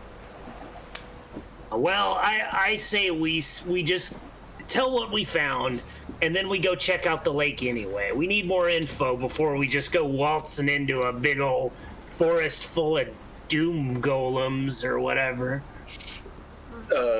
Bolt kind of leans up against the door as if he's considering what Ill said and said, I wouldn't change a thing that you just said. Oh, well, thank you. I listened to for once. Well then, Ill's plan needs actioning. Everybody, let's go. Yeah. You guys step back outside, and the guard nods and is willing to follow you back if you're ready to head back to the speaker's place. You guys can move your marker back there. Carrying my magical, non-magic bone around like it's a new wand for me. Okay. It's your new casting piece. Hell yeah. You could that technically could be used as a druid casting implement. It's my new druid casting in my magical bone. Oh, Jesus. What? I'm in the bone town. Look at this! Look! What the hell? It's a magical bone, a magical wizard bone that's not cursed. That's not A good luck charm, Ill says, winking at Bolt, which doesn't look like winking because he has an eye patch on. He just stares at you for an uncomfortable amount of time, Bolt. Do you have something in your eye? Nope. Oh, okay. Well, now be careful with that bone now. If some wizard... Why did we let her have the wizard bone now? no promises. Dab. She wanted it. Okay, yeah. Good reason as any, I suppose. Well... You guys find yourselves outside of Fearless Herder's cabin again, and if you'd like, you can step inside. Everyone knocks on the door. The guard's with you, so that he just allows you entry, and you see Fearless Herder like marking some locations and putting some information on the splayed out map on the wall that seems as like a general piece of iconography for her, being the speaker of the town, to kind of keep abreast of what's going on. She turns. Welcome. Tell me, what did you folks find about this Califel? I pass over the note. And Down I, at his house. Your wizard was not everything he seemed to be. yeah, I passed the moon thing over as well that I found under the bed there. She takes a look at the information you brought her and says, Califel was always a reclusive one. He did help the town, but he kept to himself largely. He was no trouble, so no one really poked their noses into his business. Though the information you brought me seems a bit unlike him, or at the very least, something that none of us would have figured. We've never heard of this area out in Dead Frost. At least as far as I'm concerned, no one is aware of it. He never mentioned it to any of us. Did he have like a wife or significant other, anybody that frequented his house? No, he did not. He kept to himself. There didn't seem to be any it didn't look like there was any foul play or anything, like someone planted this or. That is both good to hear and troubling at the same time. With the more aggressive nature of the wolves attacking over the last couple days and some of the people and livestock going missing, I fear this may tie into some deep instilled fears that this town still carries. There have been many new generations since it was once occupied by the Vodoni. However, it seems as though with the recent attacks and this symbolism from Calafel relating to moons and such, I fear that there may be something more sinister going on here. Any trouble searching his house? He's got a magic rug. Well, likely he has some amount of defenses, though you all seem to be fit for a certain amount of dangers if they were to show themselves to you all. Did we trigger the magic mouth spell? Yeah, I was wondering about that. No, because Thunder dispelled it. Or no. Emma opened it. Emma opened it from the inside. Yes. Yeah. So, player knowledge. That's the trigger was someone trying to enter from outside.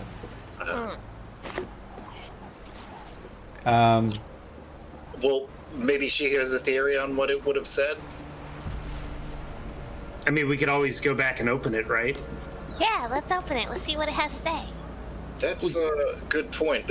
Was she admitting that she didn't have the abilities to take care of whatever this rug might be? Was that what that statement was, or No, she was just pretty much confirming. Yeah, he's a magic user. He probably had some way to keep people out of his house besides just locking the doors, is what she was implying. okay? Volt would try to negotiate her going up and disarming that, her like as the town. If she wouldn't be comfortable with it, I would offer us to do that. She says, I appreciate that, but I have a more interesting offer, let's say. Oh. I'm happy to go take a second thorough look through Calafel's abode.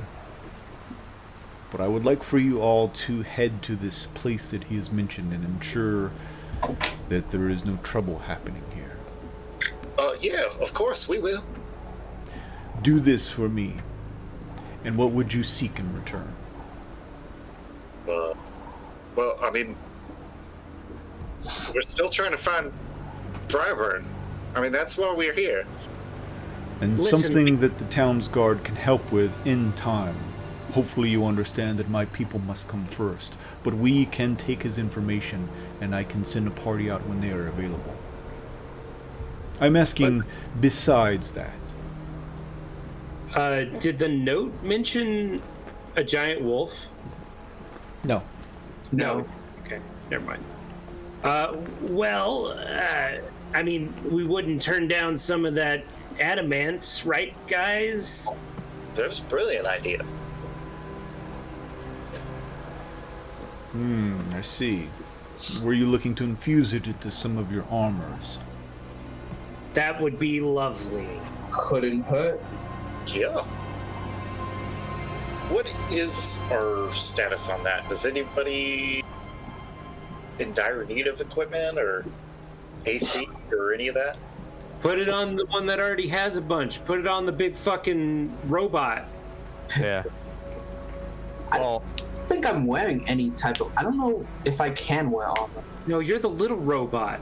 Yeah. big The big robot. Thunder's big armor robot has. actually does have adamant armor.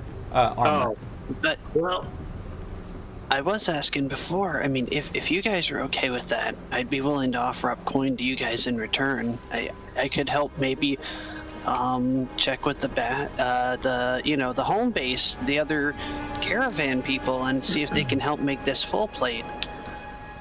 oh, yeah.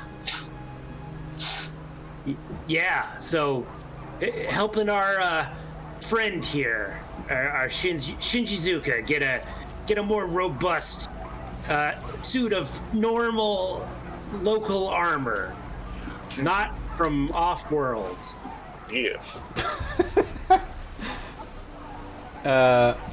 Okay. Bolt finally it sinks in what you said. She hang on, how much is full plate? I do declare the boy needs pantaloons. Sorry, was that Jason? How much is full plate? Plate pretty pricey, if I recall. I think correctly. full plate's 1,500. 1,000. I think it's 1,000, but splint is almost half of that. And since I had it, I could just pony up the other half of the money and some of Splint the ore. is 200. Full plate is 1,500. Woo! Be still my beating heart. Make a persuasion check, Bill. Oh, god damn it! Why do I always do this? I'll give you advantage. Okay, that's better than nothing. Hold please. I'm seeing I have wizard spells now. I'm seeing if I have any possible wizard spells that could possibly help me. I don't think I do. I don't. I definitely don't. I shoot her with Tasha's Caustic Brew. No, I don't do that. Okay, 13. Lucky 13. She says, Head out in the dead frost. Survey this area that has been put forth in Califel's notes. Ensure there are no dangers there. And if you provide me with a helping hand in assessing any dangers that some of the inmates in my jailhouse may currently have, then not only will I help search for your friend when I have available forces, but I will offer you full-plated armor at half of its typical price. Oh, Shinji. Fancy. You're too gracious, ma'am. Thank you. Also, we still need to talk to that guy in jail. Just anyway, just putting that out. Release him, please. We went to a crazy wizard's house and found out a whole bunch of information. Please release Alec. Please. I want to put my best puppy dog eyes on. If he is to see release, then I need you to listen. Mm-hmm. I have two issues on my hands. One is of this ill-inscribed note that you brought me from Calafel. He didn't write it. Don't. Perhaps. Perhaps not. I'm unsure. Ill-inscribed.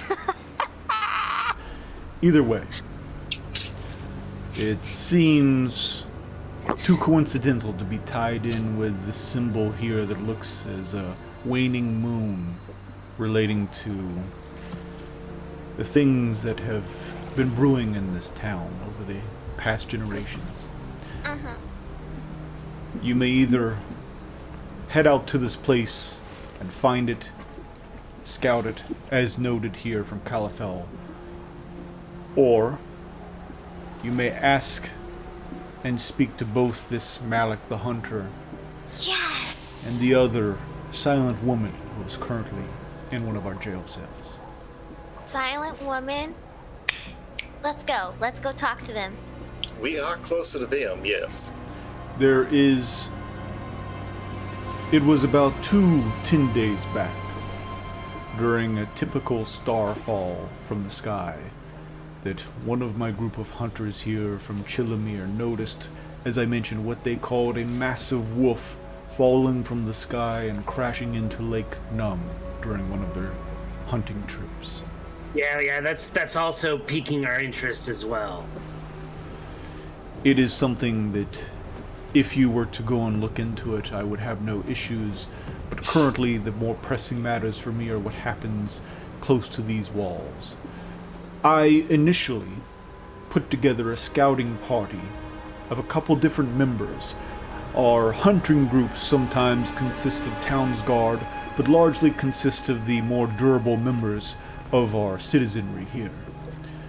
I sent a group of 4 members out to investigate. I did not hear word from them for several days, 2 or 3, I believe. It was at this point that I, along with a few others, dedicated our own party to search for not only the missing party, but to hopefully investigate this wolf creature that had crashed into the lake. The harsh winds that typically make up Gelid Pass were stronger than usual, and as I mentioned, we were attacked by a number of undead creatures while nearing the lake. My party got separated, and we found most of ourselves alone. It took me a full 2 days to find myself back in the city limits, and during this time they told me that it was around this time that a number of livestock had began disappearing. They also informed me that several members of the original party that were sent out to scout the wolf had returned, bringing with them a silent woman who refused to speak that they had brought from nearby the lake, her body practically frozen under the snow. And you guys imprisoned her? Not at first. We gave her food, water, and a warm room at one of the citizenry homes here, hopefully helping to nurse her back to health so that we could simply have a conversation, ask where she came from and what she may know about the crash. We were unsure if she was perhaps from one of the other smaller towns that eke out here on T.H.U.N.D.E.R. Right. It was the night that some of the livestock started disappearing that she attempted to attack one of the caretakers and escape out of the house, out into the night. The town's guard captured her, tried to question her, but she fought back and did not answer, and thus she finds herself in our jailhouse. Okay. After I returned, it was about a day later that a new member had come into town, this Malik fellow. He initially came off straight enough, almost like you all, mentioning that he was a trader / troubleshooter, a hunter more specifically, hoping to deal with some of the wolves here in the area. He seemed to have a keen mind and blade after seeing a bit of his combat prowess, though he had certain quirks about him. Strange enough, we each have our eccentricities, Califel, for example, being one of them. I didn't initially pay it any mind, though he was particularly reclusive and seemed to be harboring a certain secretive nature to him that made me raise an eyebrow. I think it was enough after hearing about him attacking you in the bar that it is likely what pushed the town's guard over the edge and threw him into jail. I received word that he was imprisoned.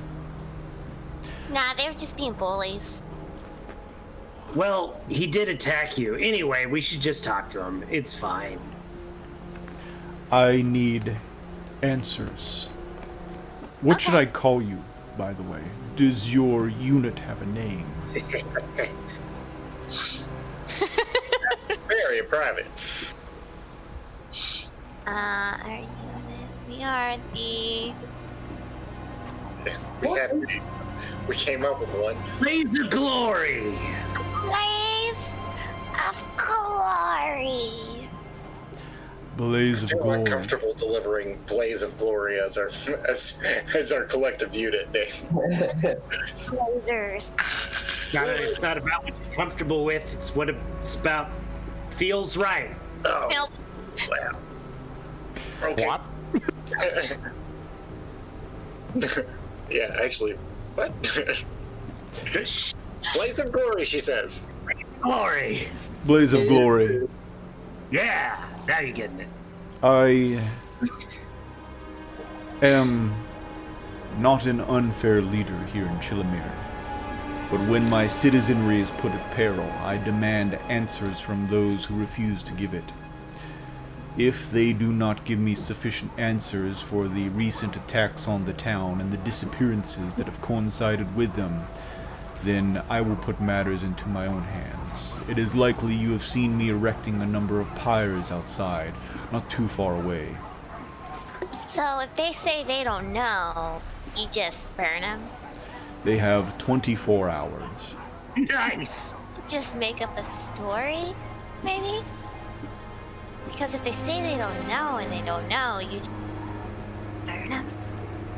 If they provide me no interesting or useful information, they are already guilty for their crimes. 1, attacking you, and 2, attacking my townspeople and attempting to escape after we provided this woman with hospitality.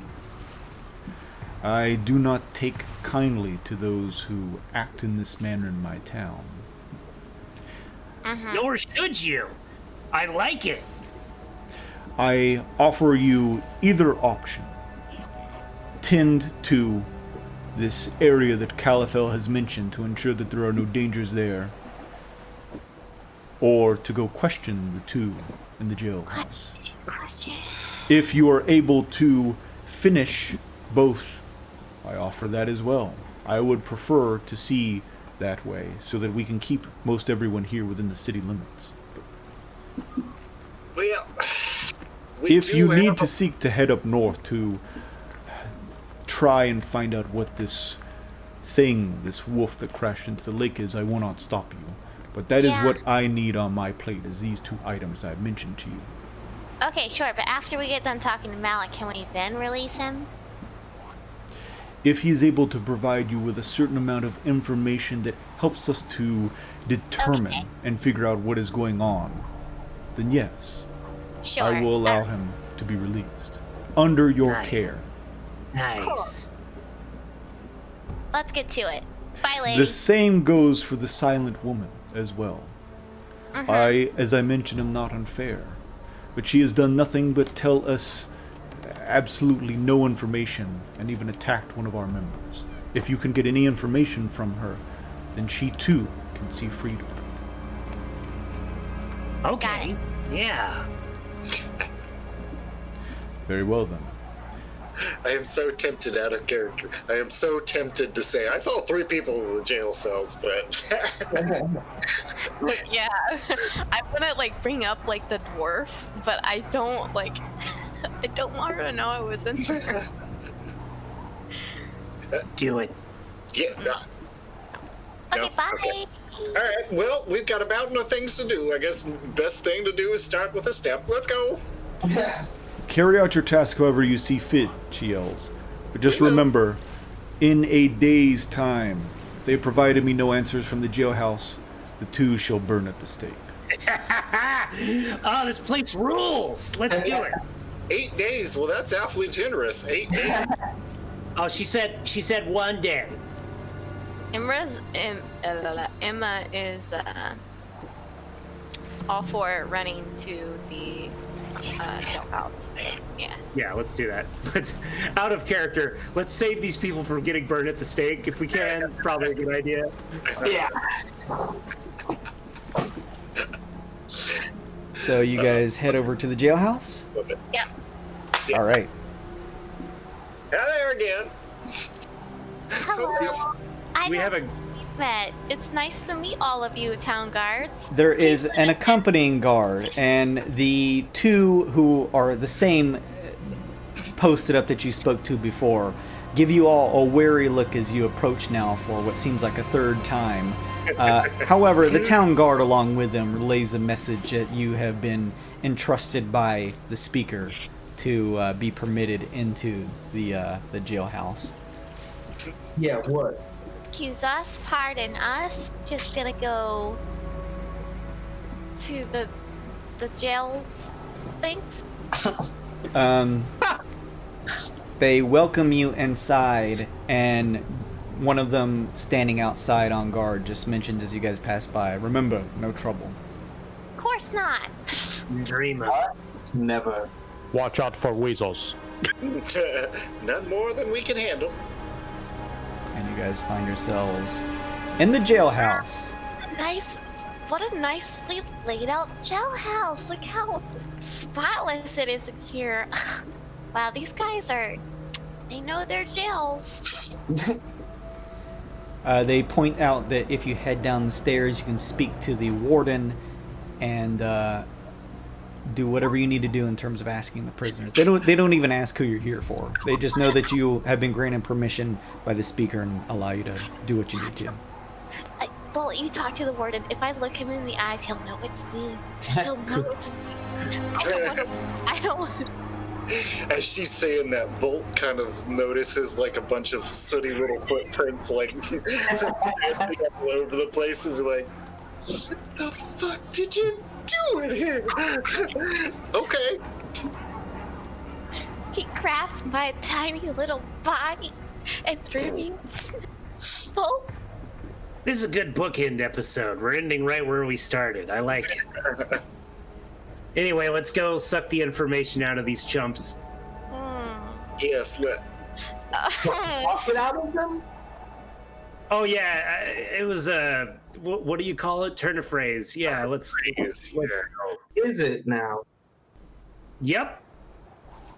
Lead the way, Mr. Guardman. Jason, these tiles don't line up perfectly with the grid. It's triggering me. I built this map on stream, and I could not tell you. I probably mentioned it 7 times how triggered I was. Oh no. I fucking hate it so much. No. I'm deleting this page once we're done with it. What do you mean, guys? It's perfect for me. Mario lost levels. Oh no, Bolt, right here, Bolt. What's Bolt. that? It's Yeah. not perfect right here. I don't know why you've got such an issue with it. Right. You guys head downstairs. The warden has heard this conversation. You see the keys to the cells on his desk. He's like a short, stout, little pale dwarf that waves his hand, and he just points over towards the silent, younger female. I mentioned their appearances last episode, but he points towards the younger-looking woman with kind of disheveled, silver hair, who has her back propped up against the wall and is just watching all of you. And then he points over towards Malik, who is hunched over at the far corner, and he just says, just watch out for these two. What about the dwarf? I'm not looking at him when I ask this. I do not want to look at the dwarf. What about the dwarf? Yeah. You also see that the dwarf in his cell, which is right here, is he's sleeping. The warden looks and says, don't worry about him. Just had too many drinks, I'm sure. Nice. He's in the drunk tank. Why you want to save him? No, I'm just kidding. Well, all right. Bolt is going to talk to him incessantly about whatever inane shit comes to mind while everybody else talks to the prisoners so that the guard doesn't overhear us. Nice. Sure. And I'll tell you, nothing flows slower than molasses on a cold January day. Alec, I take my magical bone and I hit the bars with it. Not like I do the like I slide the bone across to make noise. I don't hit it. Careful with that. That is a highly volatile magical antique that you're. Shit. You notice that he was kind of slumped over, probably sleeping, and as you kind of rake the bone across the bars, he jumps up and scratches his eyes Hello. with like 2 fingerless gloves and kind of looks up. And his eyes widen, seeing you, Emma, and then looking over at the room, over at the warden, and then back to you. Hi there. Hey, so here's the plan. You gotta tell us some good information so we can get you out. That's the deal we made. Some really good information. I thought we were supposed to get. Yeah. And the lady, but yeah. He looks down at his hands and back up and says, What kind of information are you talking about? Well, you got any spit on some demons or some monsters around here that you can share?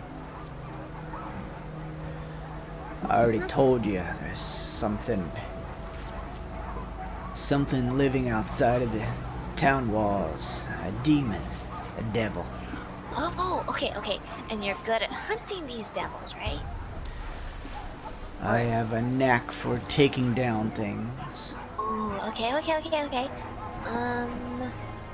Something that will get you out of this. What do you think it is? Maybe we can... That's pretty good information. What do you think it is? Make a persuasion check, Emma. Oh, okay, sure. Let's see. Oh, Emma. Sweet little baby angel. I'm 9. He looks over and seeing that the guard attention is being thoroughly consumed by Bolt, looks back over and he kind of like crawls across the cobblestone floor and he reaches out a finger and kind of like pulls it in as if for you to come closer to the bars. Oh, Emma's already at the bars. He leans in and says, were you the weasel? You're gonna call me a demon? Try to attack me again? If I say yes? I didn't try to really attack you. I was trying to warn you. Yeah, I was a weasel. You gotta get me out of here. Okay, I yeah, but heard you these guards whispering. What about? I don't know, but it doesn't seem like stuff that they should be doing. It seems sketchy. Can I insight check this? Can I insight check? Sure. Okay. Hey, there's a roll 19. It seems like he is being honest. Sketchy like they're working against the speaker, or sketchy like they're working with the speaker? It's hard to... They have these weird tics. Ticks, huh? Like what? He leans in closer to your ear, making sure that the guard is still distracted by Bolt, and says, they talk normal while you guys are around, but when they're gone, they have like a weird speech impediment, some of them. I've seen some of the writing. It's messed up. You can see the writing on the desk over there if you were to look close enough. Something's off about them. Ill. I slap Ill. Tell Bolt that. Oh, yeah, got it. I mind tell Bolt that. And I told him that was the strangest writing I've ever seen on a deck. What? That's not what I said to him. I said something much more clever than that. I'll make that check later, but I gotcha. Okay. You like the dwarf is slowly getting more and more like pulled out of the conversation, seeing that he's kind of done speaking. And he does have what looks to be like it's some type of open logbook on his desk, but he has both of his like elbows on the desk and his arms are covering it currently, as he's kind of leaning in a little bit to listen to your conversation and do his best to reciprocate. Bolt. Malik says, something's going on here, little one. But I can't remember. There's something that happened. Something up north. Up where the water is. Yeah. Take me there. Can you get me out of here? If you can take me there, I could probably remember. Okay, well, I'm trying to get you out. I guess maybe the information that you told us is enough. I'm not sure. We could use this as leverage.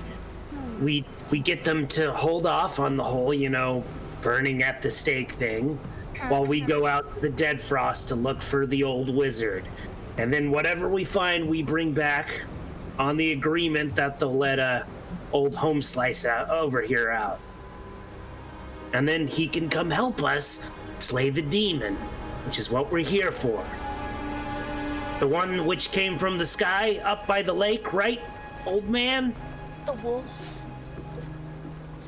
His eyes leave your gaze, Emma and Il, and it's like he's thinking of something peering off.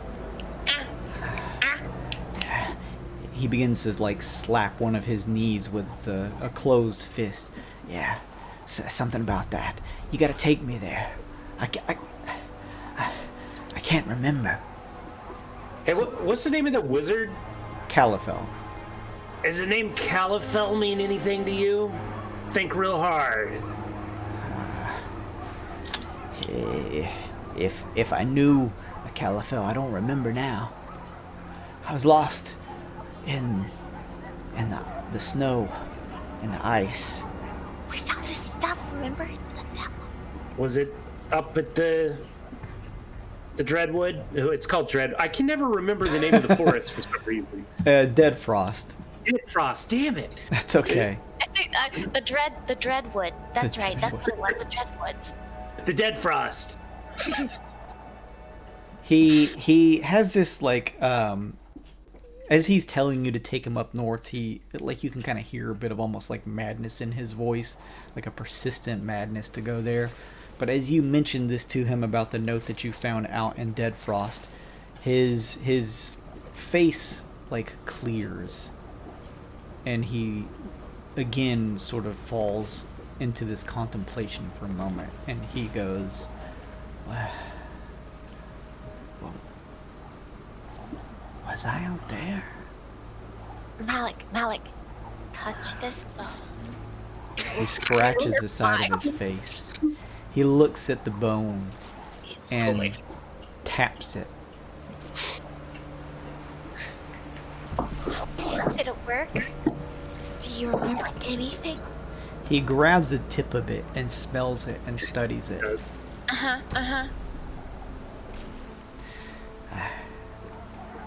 Get nothing from the human bone, he says. Oh, it's a human bone? But it's magical. What magic does it have? Will it unlock this jail cell? You gotta get me up north. We're gonna do that, but we have to go out back to the forest first to make sure that there's no evil afoot and the town ain't in danger no more. I mean, we know there's evil out there, but we gotta go check it out, and that way we might be able to swing something to get you out of the clink. You can't let them keep me in here for long. They're gonna. Yeah. Oh yeah. They're gonna burn you. They're gonna burn you. Hey, Malik. What? You gonna transform into a wolf? He pulls back and pushes himself like he's was on all fours as he kind of pulled up closer to you. As you say this, he falls back onto his ass and like pushes himself with his legs to the back wall of the cell and just stares at you with almost a look of fear in his eyes. Huh? I'm not an animal. Oh my gosh. Are you? Okay, wait. What is this ground like over here? Is it like Ground? earth? Yeah, It's like cobblestone. Cobblestone. It's like stone flooring, yeah, like cobblestone flooring. Okay. Alright. Well. I'm gonna turn to Il. We just killed the guard. He's totally a zombie. No, listen. I'm all for it, but I have a feeling that the rest of them won't. Shinji in particular probably won't go for that. Until he finds out that the guard is evil, we just have to prove that he's evil. Listen. I've been in this scenario before. It never works out like you think it's gonna. Malik. He's listening to you, but he moves no closer from having his back pasted up against the back of the wall. Of the jail cell. Show him the symbol of the moon. Oh Yeah. I show him the symbol. I'll like do it. I'll scrape it on the ground, and then rub it away if that's possible. He Or looks just down at it throw. and back at you all. Does that mean anything to you, Malik? He grits his teeth and, staying where he is, says, "I don't remember." Okay. Well, Get him now. Can we just ask for him now and tell them the information that he knows? That he clearly knows there's a demon out there. He clearly knows how to hunt them. So we need his help since he's sort of familiar with the area. So that's a little more. sure. Okay. I mean, I'll see if Bolt wants to go back to the speaker or something. Yeah. Hey, Pops, what are you talking about? Something very engaging, I'm sure, but we can take a break from it. Listen, we need old Malik to help us, solve the problem that we're looking after, right? Maybe we should go ask for the speaker to give us permission to let him out, Oh, yeah, sure. I mean, that was kind of her directive. Did we talk to the woman as well? Not yet. Did we want to do that now? I'm gonna start talking in druidic to this woman and see if she answers. As you leave Malik to head over to her jail cell, she's been watching you for what seems like this whole time, and as you step up, what do you say in Druidic? I put my face close to the bars. I put in druidic. I say, "Hey, pretty lady." That's so creepy. She stares you down and almost lifts her chin, like almost a bit defensively, and her eyes dart away from you as she just continually seems to scan the room. We can let you out if you say something interesting, which is only what the speaker's looking for, apparently. She wants to burn you guys to the stake, which is crazy, but you just need to say something interesting that will get you out, and we are here to relay that message. She says nothing other than watching the pouring in of faint light, a ray from one of the nearby windows over on the right side behind the warden of a bit of red moonlight as it just slowly, very slowly trails across one cobblestone to another. Hey, who do I have the? Wait, I have the note with the moon symbol on it. What am I even saying? I produce that and put it up against the bars and say, this looked familiar to you. She looks at the paper with the symbol etched on it and looks up to you, Il, but says nothing. What about this bone? Touch this bone. I say into her mind, does this symbol mean anything to you? You can talk like this and no one else can hear us. Touch the bone. No, I don't. It's like, Touch it. Touch it. Touch it. She looks at you for a long second and is silent, but then you hear in your mind, "Who are you?" adventurers, soldier. This is all psychic. Sure. Adventurers, soldiers of fortune, people that can be very helpful for the right price. Touch that bone. She, in your mind, says, "You have no relation to this town or the people here, then." Right. She looks across your group and then back at you and says, "Your group makeup is different. You're an off-worlder, aren't you?" Oh, you know this. Yes. Then yes, we are, I guess you could say, off-worlders. I mean, kind of obvious, just look at us.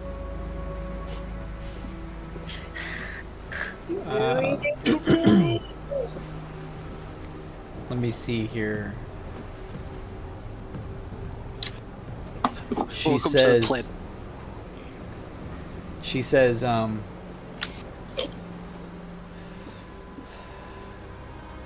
"I do not wish to speak out loud. Of course. We can keep talking this way.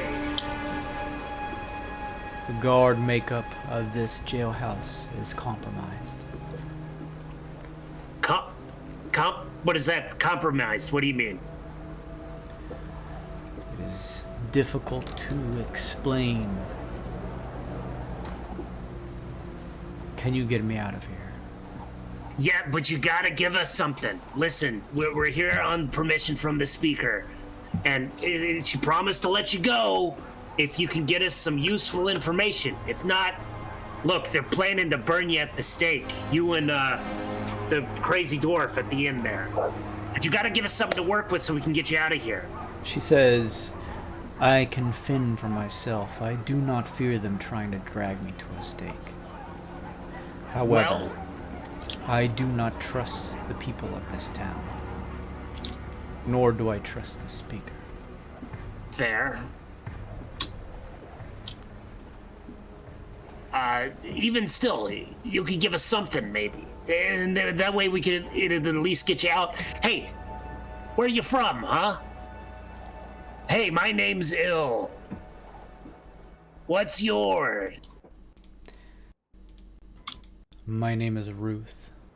Hello, Ruth. See, now we're acquaintances. Ill and Ruth. What part of Offworld do you hail from, Ruth? She says, judging by your secretive measures, it appears as though you are attempting to keep your off-world nature private from the others. Well, yeah, we don't want to get burned at the stake. Then, in this, we have a mutual understanding. The townspeople here are fearful, and if we were to provide certain information, it would put our lives at risk. I seem to have some information about you that would make you have a certain amount of raised suspicions against you. Thus, if I share this information with you, I trust that it will stay a secret. Well, of course.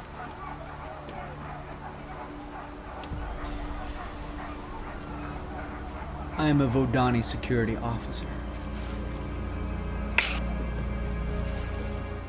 Donnie, huh? Jackpot. That's correct. Oh, yeah. Dark Trine. Ill says, feigning ignorance. That's correct. What the hell are you doing here, then? There was a security breach. My ship crashed north of here. Hey, did it happen to look like a big wolf? Yes. It's all coming together. This is all making sense. Crashed in the Lake Numb. I doubt many others were able to survive the frigid nature of the cold, but I persevered and was able to pull myself from the freezing ice. See. They brought me here to tend to my wounds and cold burns. However, if I was to reveal any information regarding my true nature, despite off of this world, we currently being under a peace treaty, they know nothing of it. They do not even understand things that come from off of this planet. They would certainly see that I am some type of Vodoni vigilante, perhaps from the generations past that enslaved these townspeople. It is likely that they would burn me at the stake. Oh, definitely. Thus, but, my silence. Y'all don't do that slaving thing anymore, right? I mean, why would they have any reason to suspect that? The peace treaty runs in between the T.H.U.N.D.E.R and the patrollers. The freedom to serve treaty. And yes, it ensures that between the three factions that make up the T.H.U.N.D.E.R that we no longer have anyone under our banner that is unwilling to serve us. No slavery. The people of this town, perhaps this entire world, however, are groundlings. They know nothing of anything outside of this planet. They do not know that a treaty exists. Sure, fair enough. Okay, so what's your plan if we get you out of here? Is this whole time Emma's just like wrapping the bone against the bars, like? I think what she's gonna do is she's gonna see like Ill just staring at her, staring at the lady, just roll her eyes and just like sit down and stare at the lady as well and wait for the conversation to end.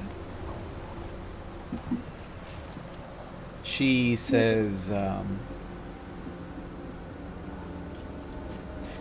during your time here, have you come across any creatures that seem out of the ordinary?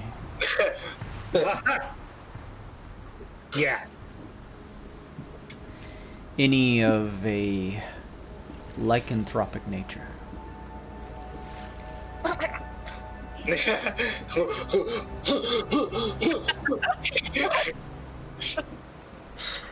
No, but we have our suspicions. How would you know that? She says, I would like to continue this conversation considering we share a mutual outsider nature. However, I do not wish to do it here in the immediate vicinity of these others. Sure. Find some way to get me out of here. Otherwise, when the time comes and they take me, I will free myself. Okay, well, we wouldn't want that necessarily. Just give me a couple moments with the rest of the team here. And, yeah. I will say psychically to Bolt, okay, new information has arisen. Let's chat outside away from where people can hear us. He replies, yeah, okay. Just give me like 5 more minutes to wrap this story up. No, I think I'm good, the warden says. If you guys are all finished here, I have plenty of paperwork to get to. Oh, well, okay, if you don't want to find out how it ends, I'll tell you next time. Next time, of course, he says, kind of feigning interest. Oh, Bolt makes a big, large gesture. I don't know if you've ever seen it, but he kind of like doubles over and kind of knocks on the desk like that and stares directly at his book. Make a perception check, because some of his like arms are still covering some portion of it. Yeah. Plus 2. Yeah, garbage. 8.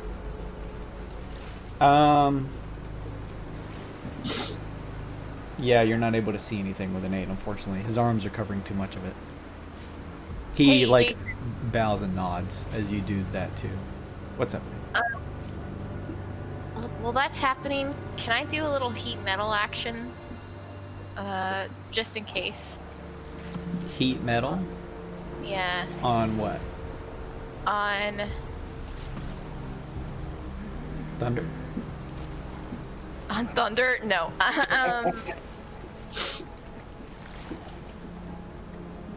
You know what? Never mind. I don't want to get caught. Never mind. Sorry. Carry on. Okay. Alright. No chaos, I guess. Yeah. Blaze of conservative. So? Conservative blaze. But we're getting I'm sure, Il, you psychically share that you learned some interesting information. Yeah, tell him about the vodoni.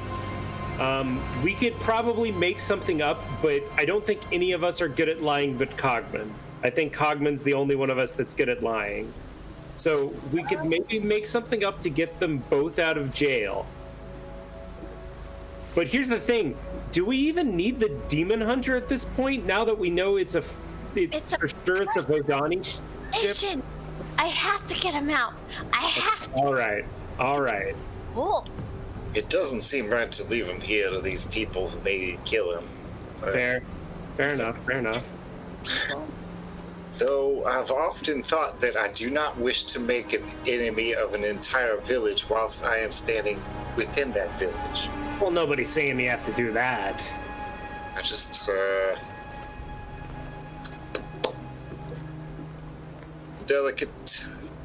delicate rope, and I'm open to suggestions. Just All right. that we need them. Yeah, we can make an easy case here. It's the Demon hunter, we and need the perhaps demon hunter to hunt the demon. yeah. Demon.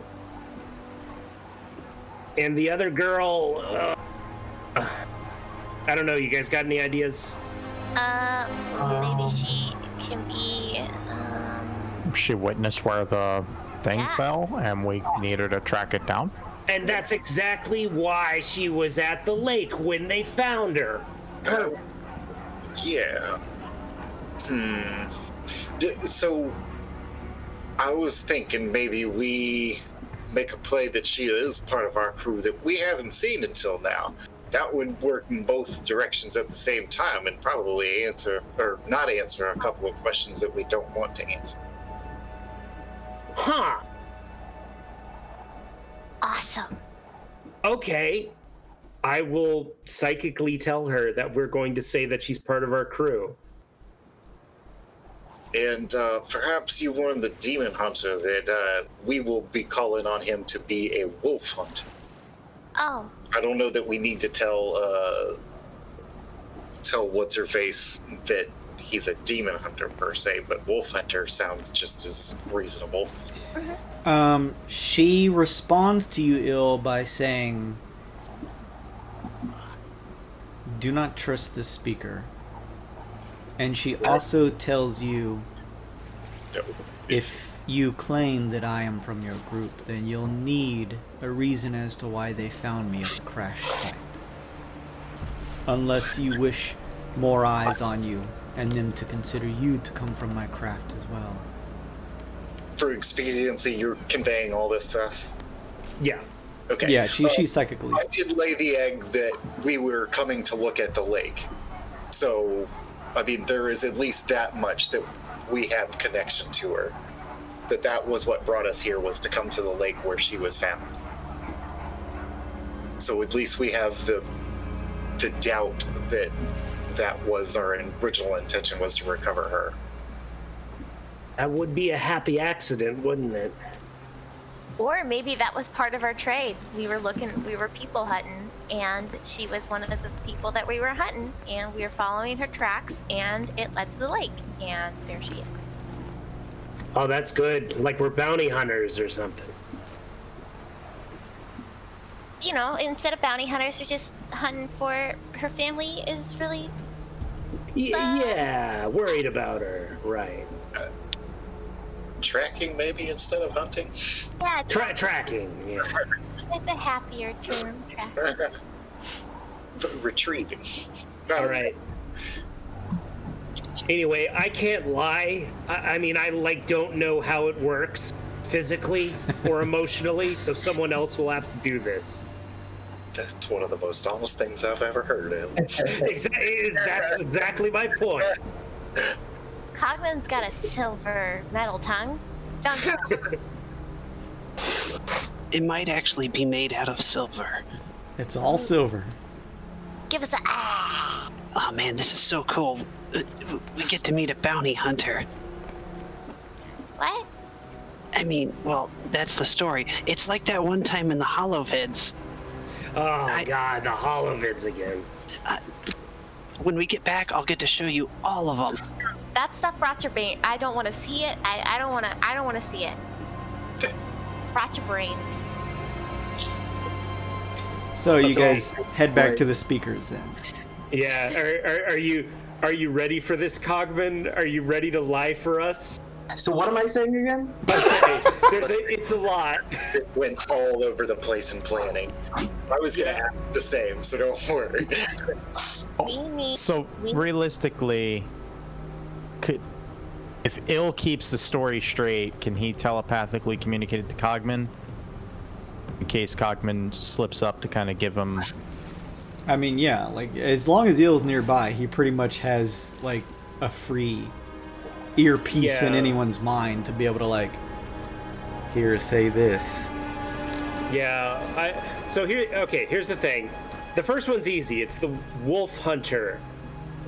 The rumors about a giant wolf up at the lake are true.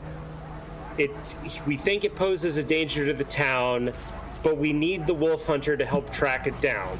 Therefore, we need him out of jail. That one's easy. That's the easy part. That one's going to go over smoothly, I'm sure. Now, the next one is, unbeknownst to us, this woman in jail was, well, here, Bolt, you explain this one. You had the story. You better feel out the story than I do. Yeah.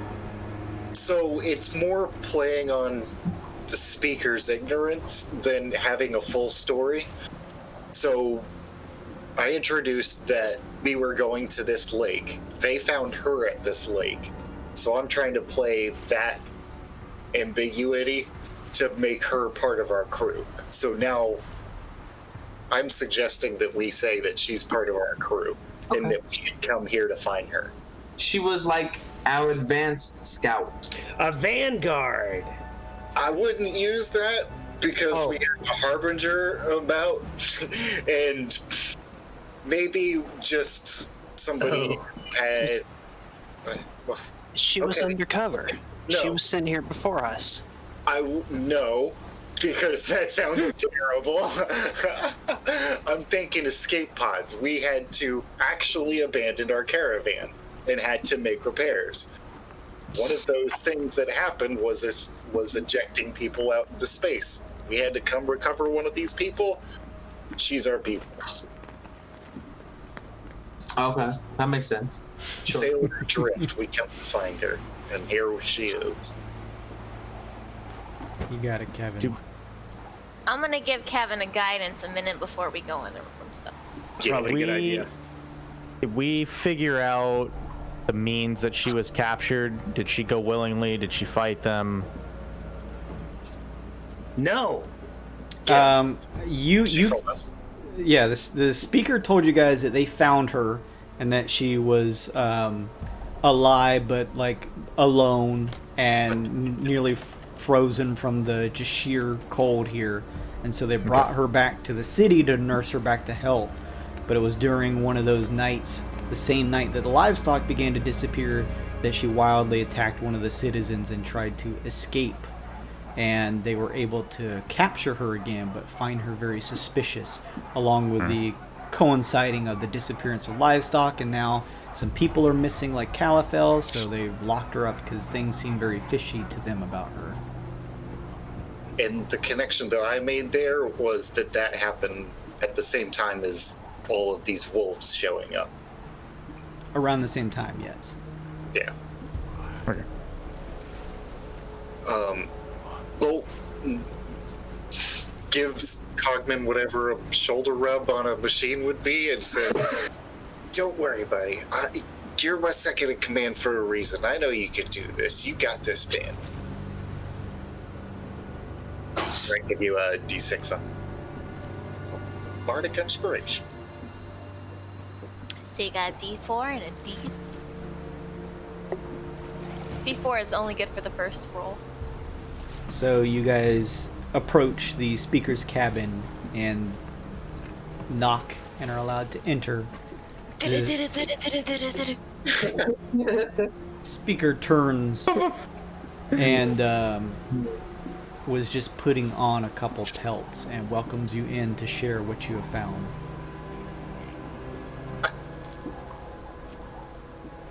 Well, Quite a bit. Well, it seems the wolf, it seems to be dangerous. It's true. So we. Which wolf do you speak of? What was that? Which wolf do you speak of? At the lake. The one at the lake. I see. It seems the whispers, the rumors are true. Surely, even if there is a beast of this size, the lake is expansive as well. Wolves, by their very nature, are not aquatic creatures. Likely it froze.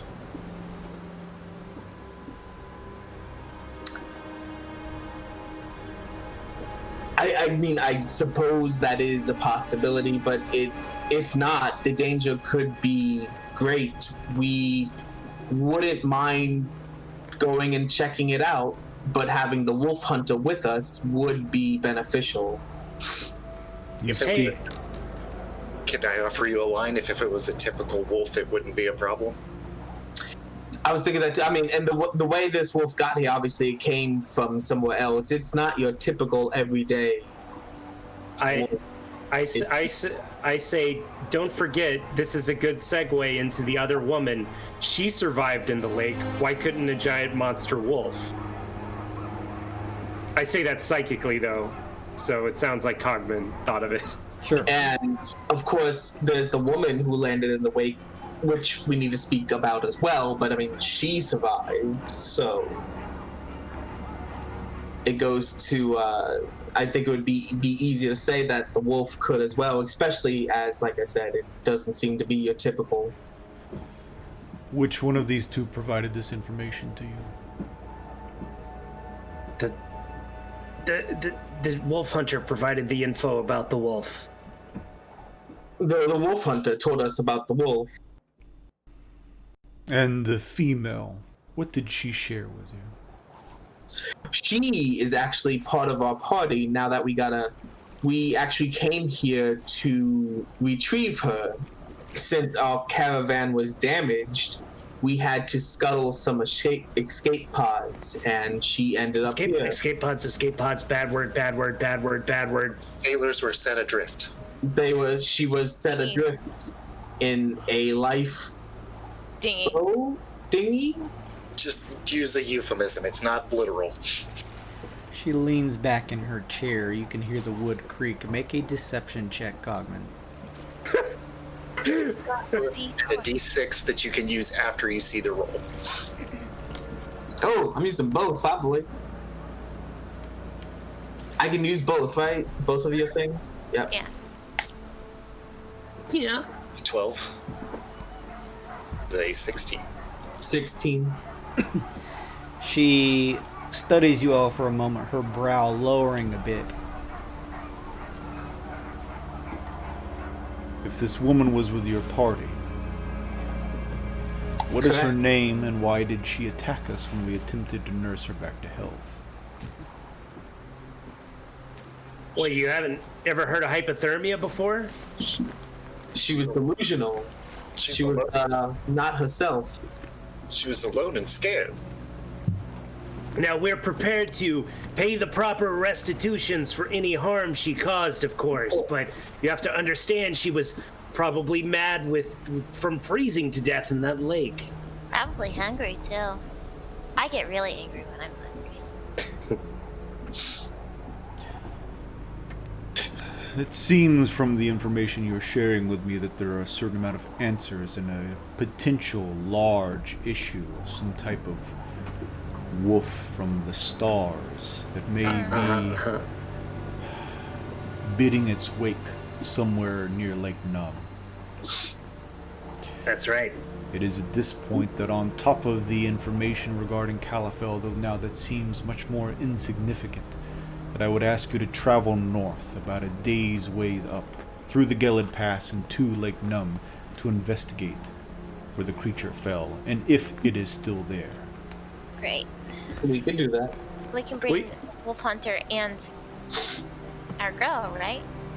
I will stay my hand at their executions and allow you to bring one of them with you to investigate, but only one. Shit.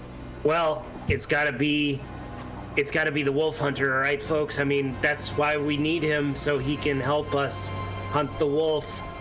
You seem to be taking care of our crew. I will give you that much. And Jesus, it's getting late and I'm losing my words. I appreciate that you're looking after my crew. We'll leave her in your hands. We need the demon hunter. I don't say the demon hunter though. The hunter. The junta. Fair enough. We will ensure your partner's safety. It is also a bit of insurance to ensure that you do return and provide me with this information. Reasonable. Makes sense. My offer still stands with a discount on the supply of the armor as well, should you bring back vital information that will help us in putting a stop to whatever is going on. If you see fit, I would also see to it that you check out whatever this place was that Califel may be located at. Certainly less important now, but still a vital member of our community if you find the time to do so. I say psychically, we have to, right? Like, it's got to be an evil undead wizard stronghold, which means there's treasure. Yeah, the serendipitous findings of this place cannot be ignored till it will be resolved in total. Verily. What the captain said. Oh, who'd we lose? Bailey. Oh, she's back. Faye? Sorry. hello? She says, very well.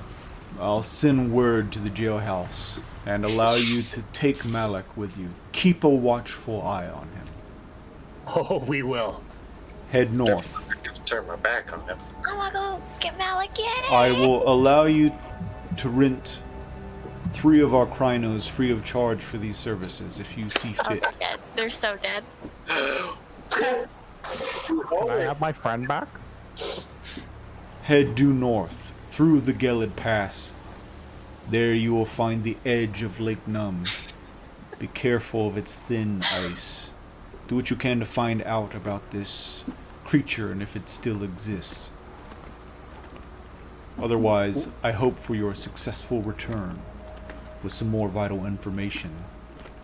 For all we hope, it is uneventful and you find the creature dead and submerged, frozen under the ice. Fair. How many days do we have? She said stay of execution, so I'm guessing that means more than the 1 day we had originally? she's saying that she's not going to kill anybody until you guys return. Oh, fair. Okay, cool. She's not Fair putting you enough, on fair a enough. time limit. She's going to stave her hand, especially since, according to you guys, it's a team member. So she's just like, I'm going to keep this person as insurance, so you guys will go do this for me. Good job, Cogman. You nailed it. Yeah. It's a simple matter when you are built exception. Humans are so easy to deceive. It is simple to lie. All right. So you guys have successfully navigated some We did something. Did you say conversation. It looks like you guys have a couple options in front of you. You are more than welcome to get any other supplies in town, as well as if you need Kryno mounts to head up north, you can get up to 3 provided by the speaker for free, so that Nice. you can travel a day's travel north through the Gelid Pass, like on the map here, and to Lake Numb to investigate what she believes to be a large wolf and what you guys know is an actual Vodoni ship. Relevant question, Sure. maybe. Is there a way, if we were coming from Gelid Pass, to circumvent the city entirely and get to Dead Frost? Yes. Outside Okay. of the city walls, everything is circular here. It would literally just be, instead of going into town, you would just head, back south of Gelid Pass and then just immediately cut west into the Dead Frost Okay. Woods. That's what I was thinking. So you could kill 2 of these birds in this trip here if you want. I only have one question then. At the Adventure Supply Store, do they sell magic scrolls? They sell everything that you would typically find in a normal adventure and supply store, but they do not offer magical scrolls. Damn. Okay, no more questions. For the group, I turn and look. Or excuse me, first, DM, what time of day is it? Like, what time is it? It is twilight all the time. Basically, there is no time if you guys want to rent a room at the Frosted Nipper and rest, you're welcome to do so. But this is tidally locked here. They always are in a perpetual twilight, with the only light coming from the light bouncing off of the nearby red moon from a sun on the other side. How long have we been here roughly without rest? You guys have roughly, probably between all of the antics and everything, been here for probably like a solid 12, 13 hours now. Yeah, we're coming on to a long rest. Do you guys think we should rest up real quick before we go? Maybe even get the hunter a night to rest up and get some food before we head out? Yeah, let's not let him rest. Maybe, I don't know about that, him letting him rest now if he turns up. We could get him in the morning then, but maybe we should just rest up at least a short rest before we go out. We should get him now. We need a long rest. Yeah, let's grab the hunter and take a long rest. We can grab him and then take a long rest. That way, if he does transform into some sort of fucking wolf, he doesn't do it in the jail cell. So then they're just gonna kill him on the spot. We'll wrap up here. We'll say that next session you guys are gonna head to the jail cell, grab Malik, and then do your long rest at the Frosted Nipper, and then begin your quest up north. We can figure all that out next week, I suppose. Yeah. Yeah. So All interesting right, things. Interesting. Dude. Are you planning on going to this place that Califel mentioned in the note first, or after heading north to the lake? What do you guys think? I thought we were going to the lake. I think the lake. We can probably finish the lake first and then go to the. Yeah. Okay. All right. With that said, we'll kind of wrap up here. That's a good place to stop, so that you guys can next session, because you're not on any real time frame, at least that you know of, to get a nice rest here at the inn.